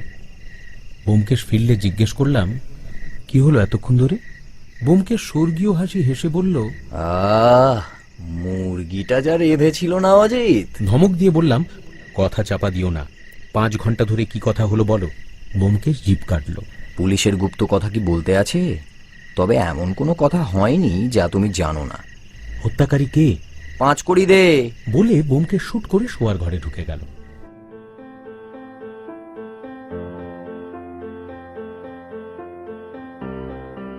বড়দিন এসে চলে গেছে, নববর্ষ সমাগত। এখানে বড়দিন ও নববর্ষের উৎসবে বিশেষ হইচই হয় না। সাহেব মেমরা হুইস্কি টুইস্কি খেয়ে একটু নাচানাচি করে এই পর্যন্ত। এ কয়দিনে নতুন কোনো পরিস্থিতির উদ্ভব হয়নি। মালতী দেবীর রোগ ঠিক হয়ে আসছিল, কিন্তু তিনি একটু সংবাদ ফিরে পেতেই দেখলেন ঘরে যুবতী নার্স। ব্যাস, অমনি তার ষষ্ঠ রিপু প্রবল হয়ে উঠল। তিনি গালাগালি দিয়ে নার্সকে তাড়িয়ে দিলেন। ফলে অবস্থা আবার যায় যায় হয়ে উঠেছে। অধ্যাপক সোম একা একা হিমশিম খাচ্ছে। শনিবার 30শে ডিসেম্বর সকালবেলা ব্যোমকেশ বলল, চলো আজ একটু রোদে বেরোনো যাক। আমরা বাড়ি থেকে বেরোলাম। প্রথমে হাজির হলাম নকুলেশ বাবুর ফটোগ্রাফির দোকানে। নিচে দোকান, উপরতলায় নকুলেশ বাবুর বাসস্থান। তিনি উপরে ছিলেন। আমাদের দেখে যেন একটু বিব্রত হয়ে পড়লেন। মনে হলো তিনি বাঁধা ছাদা করছিলেন। কাটকাট গলায় হেসে বললেন, আরে আসুন আসুন, কি ব্যাপার, ছবি তোলাবেন নাকি? না না, এদিক দিয়ে যাচ্ছিলাম, ভাবলাম আপনার দোকানটা একটু দেখে যাই। আচ্ছা বেশ, দেখুন না, আমি কিন্তু বেশ ভালো ছবি তুলি। এখানকার কেষ্ট বিষ্টু সবাই আমাকে দিয়ে ছবি তুলিয়েছেন। এই যে এই দেখুন। ঘরের দেওয়ালে অনেকগুলো ছবি টাঙানো রয়েছে। তার মধ্যে চেনা লোকও আছে, মহিধর বাবু, প্রফেসর সোম। বাহ, বেশ ছবি তো। আপনি দেখছি একজন সত্যিকারের শিল্পী। ওরে লালু, পাশের দোকান থেকে 2 কাপ চা নিয়ে আয়। না না, চায়ের দরকার নেই, আমরা খেয়ে দিয়েই বেরিয়েছি। আপনি কোথাও যাবেন বলে মনে হচ্ছে? হ্যাঁ, 2 দিনের জন্য একবার কলকাতা যাব। বউ ছেলে কলকাতায় আছে, যাই তাদের নিয়ে আসি। ও আচ্ছা, না আপনি গোছগাছ করুন, আমরা আসি। আমরা বেরিয়ে পড়লাম। ব্যোমকেশ বলল, স্টেশনের দিকে যাই, চলো। কি ব্যাপার বলো তো, সবাই জোট বেঁধে কলকাতা যাচ্ছে কেন? এই সময় কলকাতার একটা নিদারুণ আকর্ষণ আছে। তাই ঢুকলে না কেন? তুমি বোধহয় লক্ষ্য করনি অজিত, টিকিট ঘরের সামনে দাঁড়িয়ে ডক্টর ঘটক টিকিট কিনছিলেন। তাই নাকি? আমি ব্যোমকেশকে আরো কয়েকটা প্রশ্ন করলাম, কিন্তু সে যেন শুনতেই পাইনি। এমন ভান করে উত্তরই দিল না। বাজারের ভেতর দিয়ে যেতে যেতে বড় মণিহারির দোকানটার সামনে একটা মোটর গাড়ি দাঁড়িয়ে আছে দেখলাম। হঠাৎ ব্যোমকেশ থেমে গেল। আমিও থামলাম। জিজ্ঞেস করলাম, আবার কি নতুন মতলব? আরো এসেন্স চাই নাকি? হ্যাঁ? আরে না না। তবে কি মাথার তেল, আলতা? এসোই না। দোকানে ঢুকে দেখলাম ডেপুটি উষানাথ বাবু রয়েছেন। তিনি একটা চামড়ার সুটকেস কিনছেন। আমার মুখ থেকে অমনি ফস করে বেরিয়ে গেল, আপনিও কি কলকাতা যাচ্ছেন নাকি? আমি? আরে মশাই, আমি ট্রেজারি অফিসার। আমার এই স্টেশন ছাড়ার জো আছে? কে বললো আপনাকে আমি কলকাতা যাচ্ছি? কেউ বলেনি তো। আপনি সুটকেস কিনছেন দেখে অজিত ভাবছিল, সে যাক, আপনার পরি তো পেয়ে গেছেন। হ্যাঁ, পেয়েছি। এই বলে তিনি অসন্তুষ্টভাবে মুখ ফিরিয়ে নিয়ে দোকানদারের সাথে কথা বলতে লাগলেন। আমরা দোকান থেকে বেরিয়ে পড়লাম। কি হলো বলো তো, হুজুর হঠাৎ চটলেন কেন? কি জানি, মনে মনে ওরও হয়তো কলকাতা যাওয়ার ইচ্ছে ছিল, কিন্তু কর্তব্যের দায়ে স্টেশন ছাড়তে পারছেন না, তাই মেজাজ গরম। কিংবা ঠিকই বলেছ, হতে পারে। তা এবার আমাদের গন্তব্য কোথায়? পান্ডের বাড়ি চলো। পান্ডে সাহেবের বাড়িতেই অফিস। তিনি আমাদের স্বাগত জানালেন। সব ঠিকঠাক? সব ঠিক। ট্রেন কখন? 10:30 बजे रात को 11:15 जंक्शन पहुंचावे। কলকাতার ট্রেনটা কখন? 11:45 में। আর পশ্চিমের মেল? वो है 11:35 शायद, थोड़ा चेक करना पड़ेगा। বেশ, তাহলে ও বেলা আন্দাজ 5টার সময় আমি মহিধর বাবুর বাড়িতে যাব। আপনি 5:30টার সময় যাবেন। মহিধর বাবু যদি আমার অনুরোধ না রাখেন, পুলিশের অনুরোধ নিশ্চয়ই অগ্রাহ্য করতে পারবেন না। আমার भी তাই বিশ্বাস। এদের টেলিগ্রাফের মতো কথাবার্তা কিছুই বুঝতে পারলাম না, কিন্তু প্রশ্ন করেও লাভ নেই। জানি প্রশ্ন করলেই ব্যোমকেশ জিভ কেটে বলবে, পুলিশের গুপ্ত কথা।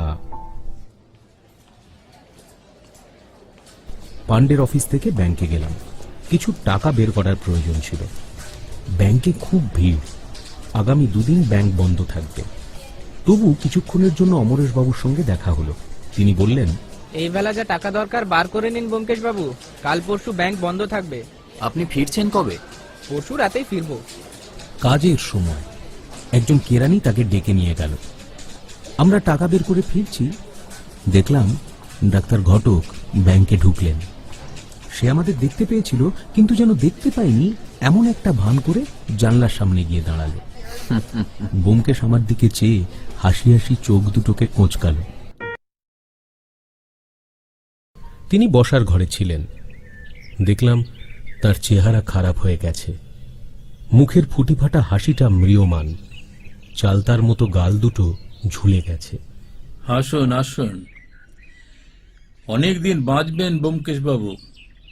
এইমাত্র আপনার কথা ভাবছিলাম। শরীর বেশ সেরে উঠেছে দেখছি। বাহ, বেশ বেশ। কিন্তু আপনার শরীর তো ভালো দেখছি না। হয়েছিল একটু শরীর খারাপ, এখন ভালোই। কিন্তু একটা বড় ভাবনার কারণ হয়েছে ব্যোমকেশ বাবু। কি হয়েছে? রজনী কাল রাতে কলকাতা চলে গেছে। সে কি, একলা গেছেন আপনাকে না বলে? না না, সেসব কিছু নয়। বাড়ির পুরনো চাকর রামদিনকে তার সঙ্গে দিয়েছি। ও, তাহলে আর ভাবনা কিসের? মহিধরবাবুর মনে ছল চাতুরি নেই, সোজাসুজি বলতে আরম্ভ করলেন। শুনুন, বলি তাহলে। কলকাতায় রজনীর এক মাসি থাকেন, তিনি ওকে মানুষ করেছেন। কাল বিকেলে ওর মেশো এক তার এলো, তিনি রজনীকে ডেকে পাঠিয়েছেন। মাসির নাকি ভারী অসুখ। রজনীকে রাতের গাড়িতে পাঠিয়ে দিলাম। ও এমন প্রায়ই যাতায়াত করে, 5-6 ঘন্টা যাতায়াত বই তো নয়। রজনী আজ সকালে কলকাতায় পৌঁছে গেছে, তার পেয়েছি। এ পর্যন্ত কোনো গোলমাল নেই। তারপর শুনুন, আজ সকালে একখানা চিঠি পেলাম। তার মধ্যে একখানা রজনীর মাসির হাতের লেখা, কালকের তারিখ। তিনি নিতান্ত মামুলি চিঠি লিখেছেন, কিন্তু অসুখ বিসুখের কোনো কথাই নেই। মহিধরবাবু ভয়ের চোখে ব্যোমকেশের দিকে তাকালেন।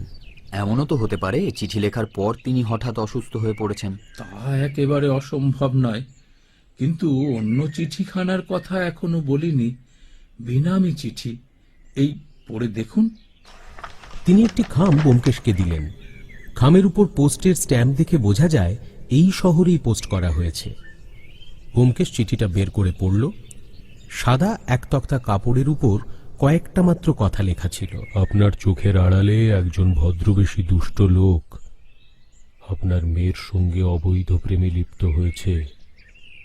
এরা যদি ইলোপ করে কেলেঙ্কারির এক শেষ হবে। সাবধান, ডাক্তার ঘটককে বিশ্বাস করবেন না। ব্যোমকেশ চিঠিটা পড়ে ফেরত দিয়ে দিল। কে লিখেছে জানি না, কিন্তু এ যদি সত্যি হয়। ডক্টর ঘটককে আপনি জানেন? সে এমন কাজ করবে বলে আপনার মনে হয় কি? ডাক্তারকে তো ভালো ছেলে বলেই চিনি, যখন তখন আসে আমার বাড়িতে। তবে পরচিত্ত অন্ধকার। আচ্ছা, সে কি আছে এখানে? আছে, আজ সকালেই তাকে দেখেছি। যাক, তাহলে বোধহয় কেউ মিথ্যে বেনামি চিঠি দিয়েছে। ডাক্তার কিন্তু আজ রাতে কলকাতা যাচ্ছে। হ্যাঁ, যাচ্ছে? তবে কি ওই চিঠির কথা সত্যি? আপনি নিশ্চিন্ত থাকুন, কোনো কেলেঙ্কারি হবে না। মিথ্যে ভয় পাচ্ছেন আপনি। মহিধরবাবু ব্যোমকেশের হাত ধরে বললেন, সত্যি বলছেন? কিন্তু আপনি কি করে জানলেন? আপনি তো... আমি এমন অনেক কথাই জানি যা আপনি জানেন না। আমাকে বিশ্বাস করুন, আমি আপনাকে মিথ্যে আশ্বাস দিচ্ছি না। রজনী দেবী 2 দিন পরেই ফিরে আসবেন। তিনি এমন কোনো কাজ করবেন না যাতে আপনার মাথা হেঁট হয়। বেশ, তাহলেই হলো। ধন্যবাদ ব্যোমকেশ বাবু। আপনার কথায় যে কতদূর নিশ্চিন্ত হলাম তা বলতে পারি না। বুড়ো হয়েছি, ভগবান একবার দাগা দিয়েছেন, তাই এটুকুতেই ভয় হয়। ও কথা ভুলে যান। আচ্ছা, আমি এসেছিলাম আপনার কাছে একটা অনুরোধ নিয়ে। বলুন বলুন। আপনার গাড়িখানা আজ রাতে একবার দিতে হবে। জাংশনে যাব, একটু জরুরি কাজ আছে। এ আর বেশি কি কথা? কখন চাই বলুন? রাত 9টার দিকে। বেশ, ঠিক 9টার সময় আমার গাড়ি আপনাদের বাড়ির সামনে হাজির থাকবে। আর কিছু? না, আর কিছু না, ধন্যবাদ। এই সময় পাণ্ডে এসে হাজির হলেন। সবাই মিলে চা ও প্রচুর জলখাবার ধ্বংস করে আমরা বাড়ি ফিরলাম।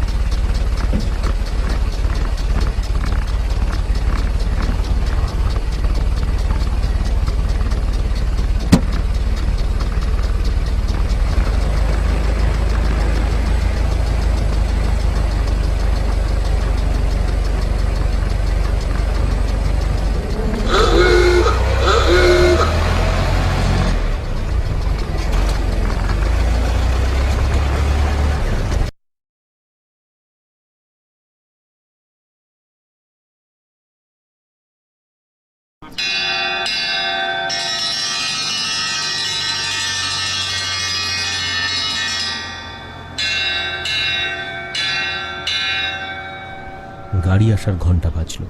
আমরা প্ল্যাটফর্মে গিয়ে দাঁড়ালাম।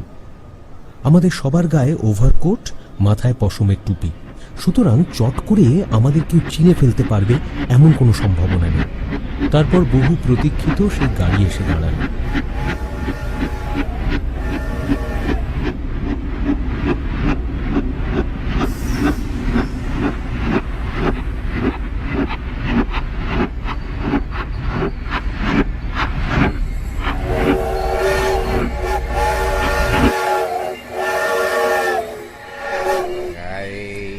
পান্ডে সাহেব নাটকের রঙ্গমঞ্চ ভালোই নির্বাচন করেছিলেন, আয়োজনেরও কোনো ত্রুটি রাখেননি, তবু নাটক জমল না।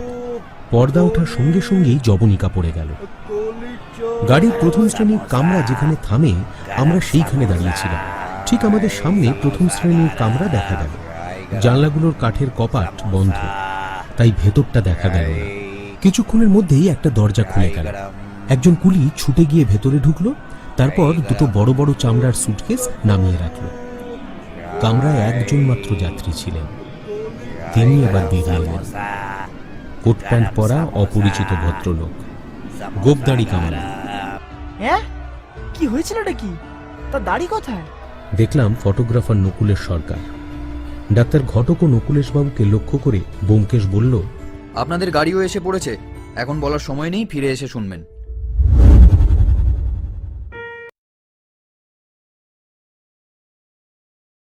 রজনী স্টেশনে এসে আমাদের গাড়িতে তুলে দিয়ে গেছেন। এতক্ষণে আমরা নিশ্চিন্ত মনে এক জায়গায় জড়ো হয়েছি তিনজনে। ব্যোমকেশ বলল, একটা সাংঘাতিক ভুল করেছিলাম। অমরেশ রাহা যে ব্যাংকের ম্যানেজার, তার যে পিস্তলের লাইসেন্স থাকতে পারে এ কথাটা মনেই আসেনি। না না, গোড়া থেকে বল। দুটো জিনিস জট পাকিয়ে গিয়েছিল, এক ছবি চুরি, দুই ডাক্তার আর রজনীর গোপন প্রেম। ওদের প্রেম গোপন হলেও তাতে নিন্দের কিছু ছিল না। ওরা কলকাতায় গিয়ে রেজিস্ট্রি করে বিয়ে করেছে। সম্ভবত রজনীর মাসি মেশো জানেন, আর কেউ বোধহয় জানে না, এমনকি মহিধরবাবুও না। তিনি যতদিন বেঁচে থাকবেন ততদিন কেউ জানবে না। মহিধরবাবু সেকেলে লোক নন, তবু বিধবা বিবাহ নিয়ে সাবেক সংস্কার ত্যাগ করতে পারেননি, তাই ওরা লুকিয়ে বিয়ে করে সব দিক রক্ষা করেছে। তুমি কি খবরটা ডাক্তারের কাছে পেলে? ডাক্তারকে আর ঘাঁটাইনি। ও যেরকম রুখে দাঁড়িয়েছিল, কিছু বলতে গেলেই কামড়ে দিত। আমি রজনীকে আড়ালে বলেছিলাম সব জানি। সে জিজ্ঞেস করেছিল তারা কোনো অন্যায় করেছে কিনা। আমি বলেছিলাম না, তোমরা যে বিদ্রোহের ঝুঁকে মহিধরবাবুকে দুঃখ দাওনি, এতেই তোমাদের গৌরব। উগ্র বিদ্রোহ বেশি কাজ দেয় না, কেবল বিরুদ্ধ শক্তিকে জাগিয়ে তোলে। বিদ্রোহের সঙ্গে চাই সহিষ্ণুতা। তোমরা সুখী হবে। তারপর বলো। ছবি চুরির ব্যাপারটাকে যদি হালকাভাবে নাও তাহলে তার অনেক রকম ব্যাখ্যা হতে পারে, কিন্তু যদি গুরুতর ব্যাপার মনে করো তাহলে তার একটি মাত্র ব্যাখ্যা হয়। ওই গ্রুপের মধ্যে এমন একজন আছে যে তার নিজের চেহারা লোকচক্ষুর আড়াল করতে চায়। কিন্তু প্রশ্ন আসে, তার উদ্দেশ্য কি? একটা উদ্দেশ্য এই হতে পারে যে ওই দলে একজন দাগী আসামি আছে যে নিজের ছবির প্রচার চায় না। তবে প্রস্তাবটা সেই রকম টেকসই নয়। ওই গ্রুপে যারা আছে তারা কেউ লুকিয়ে বেড়ায় না, তাদের সবাই চেনে। কিন্তু যদি ওই দলে এমন কেউ থাকে যে দাগী আসামি হওয়ার জন্য প্রস্তুত হচ্ছে, অর্থাৎ একটা গুরুতর অপরাধ করে কেটে পড়ার চেষ্টায় রয়েছে, তাহলে সে নিজের ছবি সরিয়ে ফেলার চেষ্টা করবেই। তুমি তো লেখক, শুধু ভাষার মাধ্যমে একটা লোকের হুবহু বর্ণনা দিতে পারো যাতে তাকে দেখলেই চেনা যায়? পারবে না। বিশেষ করে তার চেহারা যদি মামুলি হয় তো একেবারেই পারবে না। কিন্তু একটা ফটোগ্রাফ মুহূর্তের মধ্যে তার চেহারাখানা আমাদের চোখের সামনে তুলে ধরতে পারে। তাই দাগী আসামিদের ফটো পুলিশের ফাইলে রাখা থাকে। তাহলে পাওয়া গেল এই যে ওই দলের একটা লোক গুরুতর অপরাধ করে ডুব মারবার ফন্দি আঁটছে। এখন প্রশ্ন, এই সংকল্পিত অপরাধটা কি এবং লোকটা কে? গ্রুপ ফটোর লোকগুলোকে এক এক করে ধরা যাক। মহিধরবাবু ডুব মারবেন না, তার বিপুল সম্পত্তি আছে, চেহারাখানাও ডুব মারার পক্ষে খুব একটা জুৎসই নয়। ডাক্তার ঘটক রজনীকে নিয়ে উধাও হতে পারে, কিন্তু রজনী সাবালিকা, তাকে নিয়ে পালানো আইন ঘটিত অপরাধ নয়, তবে ছবি চুরি করতে যাবে কেন? অধ্যাপক সোমকেও বাদ দিতে পারো। সোম যদি শিকল কেটে ওড়ার ভাবনা ভাবতেন তাহলেও স্রেফ ওই ছবি চুরির কোনো মানে হতো না। সোমের আরও ছবি আছে, নকুলেশ বাবুর ঘরে তার ফটো টাঙানো রয়েছে, আমরাও দেখেছি। তারপর ধরো নকুলেশ বাবু, তিনি পিকনিকের দলে ছিলেন, তিনি মহিধর বাবুর কাছ থেকে মোটা টাকা ধার করেছিলেন, সুতরাং তার পক্ষে গা ঢাকা দেওয়াটা অস্বাভাবিক নয়। কিন্তু তিনি ফটো তুলেছিলেন, ফটোতে তার চেহারা ছিল না, অতএব তার পক্ষে ফটো চুরি করতে যাওয়াটা বোকামি। বাকি রয়ে গেলেন ডেপুটি উষানাথ বাবু এবং ব্যাংক ম্যানেজার অমরেশ রাহা। একজন সরকারি মালখানার মালিক, অন্যজন ব্যাংকের কর্তা। দেখা যাচ্ছে ফেরার হয়ে যদি কারো লাভ থাকে তো এদের দুজনের রয়েছে। দুজনের হাতেই বিস্তর পরের টাকা, দুজনেই চিনির বলদ। প্রথমে উষানাথ বাবুকে ধরো, তার স্ত্রী পুত্র আছে, চেহারাখানাও এমন যে ফটো না থাকলেও তাকে শনাক্ত করা যায়, কারণ তিনি চোখে কালো চশমা পরেন। চশমা খুললে দেখা যায় তার একটি চোখ কানা। খুব একটা বেশি দিন পুলিশের সন্ধানী চোখ এড়িয়ে থাকা তার পক্ষে সম্ভব নয়। তাছাড়া তার চরিত্রও এমন একটা দুঃসাহসিক কাজ করার মতো একদমই নয়। বাকি রইলেন অমরেশ রাহা। এটা অবশ্য আমার অনুমান, কিন্তু তারপর তাকে ভালো করে লক্ষ্য করলে দেখবে তিনি ছাড়া আর কেউ হতে পারে না। তার চেহারা নিতান্ত সাধারণ, তার মতো লক্ষ লক্ষ বৈশিষ্ট্যহীন লোক পৃথিবীতে ঘুরে বেড়াচ্ছে। তিনি মুখে ফ্রেঞ্চ কাট দাড়ি রেখেছেন। এরকম দাড়ি রাখার সুবিধে, দাড়ি কামিয়ে ফেললেই চেহারাটা বদলে যায়, তখন চেনা লোকের পক্ষেও চিনতে পারাটা খুব মুশকিল হয়ে যায়। নকল দাড়ি পরার চেয়ে তাই আসল দাড়ি কামিয়ে ফেলা ছদ্মবেশ হিসেবে ঢের বেশি নিরাপদ এবং নির্ভরযোগ্য। অমরেশবাবু অবিবাহিত ছিলেন, মাইনেপত্তর তিনি ভালোই পেতেন, তবু তার মনে দারিদ্র্যের ক্ষোভ ছিল, টাকার ওপর দুর্দম আকাঙ্ক্ষা জন্মেছিল। আমার মনে হয় তিনি অনেক দিন ধরেই এই কুমতলব আঁটছিলেন। তার আলমারিতে গুজরাটের কয়েকটা বই দেখেছিলেন মনে আছে। তিনি চেষ্টা করে গুজরাটি ভাষা শিখেছিলেন, হয়তো সংকল্প ছিল টাকা নিয়ে বোম্বে অঞ্চলে গিয়ে বসবেন। বাঙালিদের সঙ্গে গুজরাটিদের চেহারার একটা মিল পাওয়া যায়, ভাষাটা রপ্ত করলে তাকে আর কেউ সন্দেহ করতে পারবে না। সব দিক ভেবে আঁটঘাট বেঁধে তিনি তৈরি হয়েছিলেন। তারপর যখন সংকল্পকে কাজে পরিণত করার সময় হলো, তখন হঠাৎই কতকগুলো অপ্রত্যাশিত বাধা এসে হাজির হলো। পিকনিকের দলে গিয়ে তাকে ছবি তোলাতে হলো। তিনি অনিচ্ছা সত্ত্বেও ছবি তুলেছিলেন, সন্দেহ নেই, কিন্তু না তোলাতে লোকের মনে সন্দেহ জাগতে পারে, ভেবেছিলেন ছবি চুরি করে সামলে নেবেন। যাই হোক, তিনি মহিধর বাবুর বাড়ি থেকে ছবি চুরি করলেন। পরদিন চায়ের পার্টিতে আমরা হাজির হলাম। সেখানে যেসব আলোচনা হলো তাতে অমরেশবাবু বুঝলেন তিনি একটা ভুল করেছেন। স্রেফ ছবিখানা চুরি করা ঠিক হয়নি। তাই পরের বার যখন তিনি উষানাথ বাবুর বাড়িতে চুরি করতে গেলেন, তখন আর কিছু না পেয়ে পরি চুরি করে আনলেন। আলমারিতে চাবি ঢুকিয়ে এমন একটা পরিস্থিতির সৃষ্টি করলেন যাতে মনে হয় ছবি চুরি করাটা চোরের মূল উদ্দেশ্য নয়।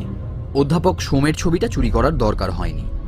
আমার মনে হয় যে তিনি কোনোভাবে জানতে পেরেছিলেন মালতী দেবী ছবিটা আগেই ছিঁড়ে ফেলে দিয়েছেন, কিংবা এমনও হতে পারে যে তিনি ছবি চুরি করতে গিয়েছিলেন কিন্তু ছবি তার আগেই নষ্ট করা হয়ে গিয়েছিল। হয়তো তিনি ছেঁড়া ছবির টুকরোগুলো পেয়েছিলেন। এসবই আমার অনুমান। আমার আবির্ভাবে কিন্তু অমরেশবাবু ভয় পাননি। তার মূল অপরাধ তখনও ভবিষ্যতের গর্ভে। তিনি টাকা নিয়ে উধাও হওয়ার পর সবাই জানতে পারবে। তখন আমি জানলেও খুব একটা ক্ষতি কিছু নেই, কিন্তু ফাল্গুনী পালের প্রেত মূর্তি যখন এসে দাঁড়ালো তখন অমরেশবাবু মাথায় হাত দিয়ে বসলেন। তার সমস্ত প্ল্যান ভেস্তে যাওয়ার উপক্রম হলো। ফাল্গুনী থাকতে ফটো চুরি করে কি লাভ? সে তো তার নিজের স্মৃতি থেকে ছবি এঁকে ফটোর অভাব পূরণ করে দেবে। কিন্তু পরকীয়া প্রেমের মতো বেআইনি কাজ করার একটা তীব্র উত্তেজনা আছে। অমরেশবাবু তার স্বাদ পেয়েছিলেন। তিনি এত দূর এগিয়ে আর পেছোতে চাইলেন না। তাই ফাল্গুনী যেদিন তার ছবি এঁকে দেখাতে এলো সেদিন তিনি ঠিক করলেন ফাল্গুনীর বেঁচে থাকা চলবে না। সেই রাতে তিনি মদের বোতলে বেশ খানিকটা আফিম মিশিয়ে ফাল্গুনীর কুঁড়ে ঘরে গেলেন। ফাল্গুনীকে নেশার জিনিস খাওয়ানো শক্ত হলো না, তারপর সে যখন অজ্ঞান হয়ে পড়ল, তাকে কোলে তুলে কুয়োয় ফেলে দিলেন। এবং অবশ্যই তার সাথে আগের দিন রাত্রে চুরি করা পরীটা তিনি সঙ্গে এনেছিলেন, সেটাও কুয়োর মধ্যে গেল, যাতে পুলিশ ফাল্গুনিকেই চোর বলে মনে করে। এই ব্যাপার ঘটেছিল সম্ভবত রাত 11টার পর, যখন বাগানের অন্য কোণে আর একটি মন্ত্রণা সভা শেষ হয়ে গেছে। পোস্টমর্টেম রিপোর্ট থেকে মনে হয় ফাল্গুনি জলে পড়ার আগেই মরে গিয়েছিল, কিন্তু অমরেশবাবুর বোধহয় ইচ্ছে ছিল সে বেঁচে থাকতে থাকতেই তাকে জলে ফেলে দেন, যাতে প্রমাণ হয় সে নেশার ঝোঁকে অপঘাতে জলে ডুবে মরেছে। যাই হোক, অমরেশবাবুর পথের কাঁটা সরল। যে ছবিটা তিনি আমাদের দেখিয়েছিলেন, রওনা দেওয়ার আগে সেটিকে পুড়িয়ে ফেললেই নিশ্চিন্ত, আর তাকে শনাক্ত করার কোনো চিহ্ন থাকবে না। আমি যখন নিঃসংশয় হয়ে বুঝতে পারলাম এ অমরেশবাবুর কাজ, তখন পান্ডে সাহেবকে সব কথা বললাম। ভারী বুদ্ধিমান লোক, চট করে সব ব্যাপারটা বুঝে নিলেন। সেই থেকে অমরেশবাবু এক মুহূর্তের জন্যও পুলিশের চোখের আড়াল হতে পারেননি। ব্যোমকেশ সিগারেট ধরালো। আমি বললাম, আচ্ছা, অমরেশ রাহা যে ঠিক ওই দিনই পালাবে, এটা তুমি বুঝলে কি করে? অন্য যে কোনো দিনও তো পালাতে পারতো। কোনো একটা ছুটির আগে পালানোর সুবিধে আছে, দুদিন সময় পাওয়া যায়। দুদিন পরে ব্যাংক খুললে যখন চুরি ধরা পড়বে, তখন চোর অনেক দূরে। অবশ্য বড়দিনের ছুটিতেও অমরেশবাবু পালাতে পারতেন, কিন্তু তার দিক থেকে নববর্ষের ছুটিতে পালানোর একটা দরকার ছিল। অমরেশ রাহা যে ব্যাংকের ম্যানেজার ছিল, সেটা কলকাতার একটা বড় ব্যাংকের ব্রাঞ্চ অফিস। প্রত্যেক মাসের শেষে এখানে হেড অফিস থেকে মোটা টাকা আসতো, কারণ পরের মাসের আরম্ভেই ব্যাংকের টাকায় টান পড়বে। সাধারণ লোক ছাড়াও এখানে কয়েকটা খনি আছে, তাতে অনেক কর্মী কাজ করে। মাসের 1 তারিখে তাদের মাইনে দিতে হয়। এবার সেই মোটা টাকা ব্যাংকে এসেছিল বড়দিনের ছুটির পর। বড়দিনের ছুটির আগে পালালে অমরেশ রাহা বেশি টাকা নিয়ে পালাতে পারত না। তার দুটো সুটকেস থেকে 1,80,000 টাকার নোট পাওয়া গেছে। ব্যোমকেশ লম্বা হয়ে শুয়ে বলল, আর কোনো প্রশ্ন আছে? দাড়ি কামালো কখন? ট্রেনে? হ্যাঁ, সেই জন্যই তো ফার্স্ট ক্লাসের টিকিট কেটেছিল। ফার্স্ট ক্লাসে সহযাত্রীর সম্ভাবনা কম। আর মহিধর বাবুকে বেনামি চিঠিটাকে পাঠালো? ওটা প্রফেসর সোম, কিন্তু বেচারার প্রতি অবিচার করো না। লোকটি শিক্ষিত এবং সজ্জন। এক অহংকারী স্ত্রীলোকের হাতে পড়ে তার জীবনটা নষ্ট হতে বসেছে। সোম সংসারের জ্বালায় অতিষ্ঠ হয়ে রজনীর প্রতি আকৃষ্ট হয়েছিলেন, কিন্তু সেদিকেও কিছু হলো না। ডাক্তার ঘটকের প্রবল প্রতিদ্বন্দ্বিতায় তিনি হেরে গেলেন। তাই ঈর্ষার জ্বালায় ঈর্ষার মতো এমন নীচ প্রবৃত্তি আর নেই অজিত। কাম, ক্রোধ, লোভ, ষড়রিপুর মধ্যে সবচেয়ে অধম হচ্ছে মাৎসর্য। মালতী দেবীর অসুখের খুবই বাড়াবাড়ি হচ্ছে। কারণ মৃত্যু কামনা করতে নেই, কিন্তু মালতী দেবী যদি সিঁথিতে সিঁদুর নিয়ে এই বেলা স্বর্গারোহণ করেন, তাহলে আমি অন্তত অসুখী হব না। ব্যোমকেশের কথায় বেশ ওজন আছে, তাই আমিও মনে মনে সায় না দিয়ে পারলাম না।